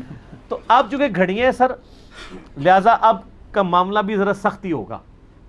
آپ نے اینڈرائڈ ایپ کے مطابق اور کیلنڈرز, اور خصوصاً آج کل جو ڈیجیٹل واچ آئی ہیں نا ہماری مسجدوں کے اندر, جن کے اندر نمازوں کی ٹائمنگ وہ خود کیلکولیٹ کرتے ہیں, اور بلکہ وہ یار دیکھیں انہوں نے گھڑیوں کو بھی انفی شافی بنا دیا ہوا ہے. اس میں لکھا ہوتا ہے کہ میں انفی بن کے آپ کو دکھاؤں یا شافی بن کے. تو حالانکہ وہ فرق صرف ایک ہی نماز کا اثر کا ہے, باقی ساری نمازوں کے ٹائم سیم ہوتے ہیں. تو اس میں آپ سیٹنگ کر سکتے ہیں. وہ گھڑیاں بالکل صحیح ٹائم بتا رہی ہیں. ہمارے جہلم میں اہل حدیث کی مسجد کے کیلنڈر بنے ہوئے ہیں پاکستان بننے سے پہلے کے, 5-6 منٹ کا ان میں مغرب میں فرق ہے. وہ جلدی افطار کرو کے چکر میں انہوں نے 5 منٹ خود سے ہی ڈال کے پیچھے کے کیلنڈر بنائے ہوئے ہیں. جلدی افطار کا مطلب یہ تو نہیں ہے کہ آپ نے وقت سے پہلے افطار کرنا ہے. صحیح بخاری میں حدیث موجود ہے, سیدہ حفصہ کہتی ہیں کہ نبی علیہ السلام کے زمانے میں ایک دفعہ بادل آ گئے تو ہم لوگوں نے افطار کر لیا, کیونکہ اس وقت تو انہوں نے یہ سمجھا کہ غروب آفتاب ہو گیا, کیونکہ علم غیب نہیں ہوتا تھا اس زمانے میں, یہ بعد میں آیا ہے. ہاں سائنس وغیرہ کے تھرو آیا نہیں, علم غیب نہیں ہوتا تھا, کیونکہ علم غیب تو بزرگوں کو ہوتا ہے نا, صحابہ کو اور امہات المومنین کو تو علم غیب نہیں ہوتا نا. تو وہ بادل آئے, انہوں نے روزہ افطار کر لیا, تھوڑی دیر بعد سورج کہتی ہیں دوبارہ نکل آیا. تو پھر وہ تابعین نے پوچھا کہ بھئی پھر اس روزے کا کیا بنا؟ ان کا روزے کا کیا بننا تھا, روزہ قضا کیا ہم نے. یعنی آپ اگر غلطی سے بھی پہلے روزہ کھول لیتے ہیں, روزہ گیا نہ گیا. اور اس سے یہ بھی مسئلہ پتہ چلا کہ صحابہ کرام کو علم غیب نہیں تھا. سورج جو بادل کے پیچھے چھپ جاتا تھا ان کو یہ نہیں پتا ہوتا تھا کہ شام ہوئی ہے کہ نہیں ہوئی ہے. اس لحاظ سے آج کل یہ غلطی نہیں ہوتی ہے. سر یہ اس وقت دن کے یہ تقریباً 5:25 ہونے والے ہیں نا, اس وقت کالے بادل چھا جائیں, سورج بالکل غائب ہو کے ستارے بھی نظر آ جائیں, ہم میں سے کوئی روزہ کھولے گا؟ کیوں؟ گھڑی موجود, گھڑی ہے. جو آپ کے کس بزرگ رحمۃ اللہ علیہ نے بنائی تھی گھڑی, وہ مجھے نام اتر رہا ہے میرے ذہن سے. ہمارے والے تو یہ سب نہیں بناتے. کیوں؟ تواڈے بزرگ علم غیب تے سب کچھ جانتے ہیں, پر حدیثیں شے ایک نہیں بنی انہاں کولوں. نہیں وہ حدیثیں نہ انہاں کولوں گھڑی بنی, نہ انہاں کولوں تیل دریافت ہویا, نہ بوئنگ جہاز بنیا. ٹھیک ہے, نہیں وہ حدیثیں سناتے. اچھا لیکن یہ ہے کہ جہازوں کو وہ ڈوبی ہوئی بیڑے تار دیتے سن. وہ کہتے ہیں نا وہ جناب شریف تھانوی صاحب کے پیر صاحب کے بارے میں, کندھا ان کا چھلا ہوا تھا, انہوں نے کہا وہ ایک کشتی ڈوب رہی تھی, انہوں میں سہارا دے کے آئے, کندھا چھل گیا. دو نہیں اصل میں ان سب چیزوں میں نہیں پڑھتے, کیونکہ کہتے ہیں وہ من تشبہ بقوم فہو منہم, اس حوالے سے وہ نہیں پڑھتے. تو اس کا مطلب ہے کہ یہ ہمارے جو علماء ہیں آج کل پھر وہ ٹچ اسکرین موبائل بھی یوز نہیں کرتے. استعمال بس ضرورت کے تحت, مجبوری ہے. جو سر ہماری ضرورت تھی وہ ہمیں دینا آپ. ٹھیک ہے, آپ اسلحہ استعمال کر رہے ہیں گوروں کا, گاڑیاں ان کی استعمال کر رہے ہیں, اور اس میں آپ من تشبہ بقوم فہو منہ, جس نے جس قوم کی مشابہت کی وہ انہی میں سے شمار ہوگا. یہ تو عبادت کی کیٹیگری میں چیزیں فعال ہوتی ہیں, اس میں آتا ہے. گھڑی میں یہ قرآن پاک کس بزرگ رحمۃ اللہ علیہ نے وہ پرنٹنگ پریس بنایا تھا جس میں یہ قرآن پاک پرنٹ ہوتے ہیں؟ شاہ فہد پرنٹنگ پریس تو لکھا ہوا ہے, لیکن سر نہ یہ شاہ فہد نے بنایا ہوا ہے اور نہ ہمارے کسی بزرگ نے بنایا ہوا ہے, گوروں کا لگایا ہوا پرنٹنگ پریس ہے. یہ دارالاسلام کی کتابیں جو چھپ رہی ہیں حدیث کی, گوروں نے لگایا. خرید فروخت تو جائز ہے نا مشینری وغیرہ؟ نہیں وہ ٹھیک ہے, لیکن مجھے بتائیں کہ آپ نے پھر دین کو کیا کنٹریبیوٹ کیا ہے؟ آپ کی اینڈرائڈ ایپ مسلم پرو پتہ کس نے بنائی ہے؟ کرسچن نے بنائی ہوئی ہے. دنیا کی سب سے بڑی ہے اینڈرائڈ ایپ جو ہے, ایوی لے جاؤ آج.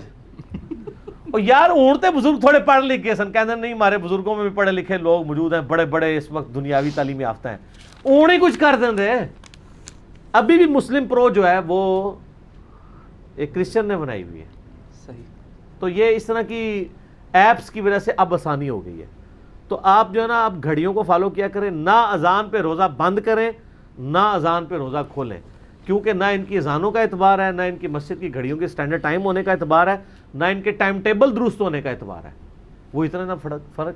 ہمارا تو اہل حدیثوں کے ساتھ جھگڑا ہی یہی رہتا ہے جہلم میں کہ یار تم لوگوں کے بزرگ جو ٹائم ٹیبل بنا گئے ہیں وہ تو دارالاسلام والے جو اب لیٹسٹ بتا رہے ہیں ہمیں, ان کے جو ٹائم ٹیبل ہیں اور جو گوگل کا اور اینڈرائڈ ایپس کا وہ سیم ہے. آپ کا چارٹ اس کے مطابق بھی نہیں ہے. چلو اپنی مان لو, دارالاسلام والوں کی نہیں مانتے. اب یہ شکر ہے ڈیجیٹل واچ جو آئی ہیں نا, ان کی وجہ سے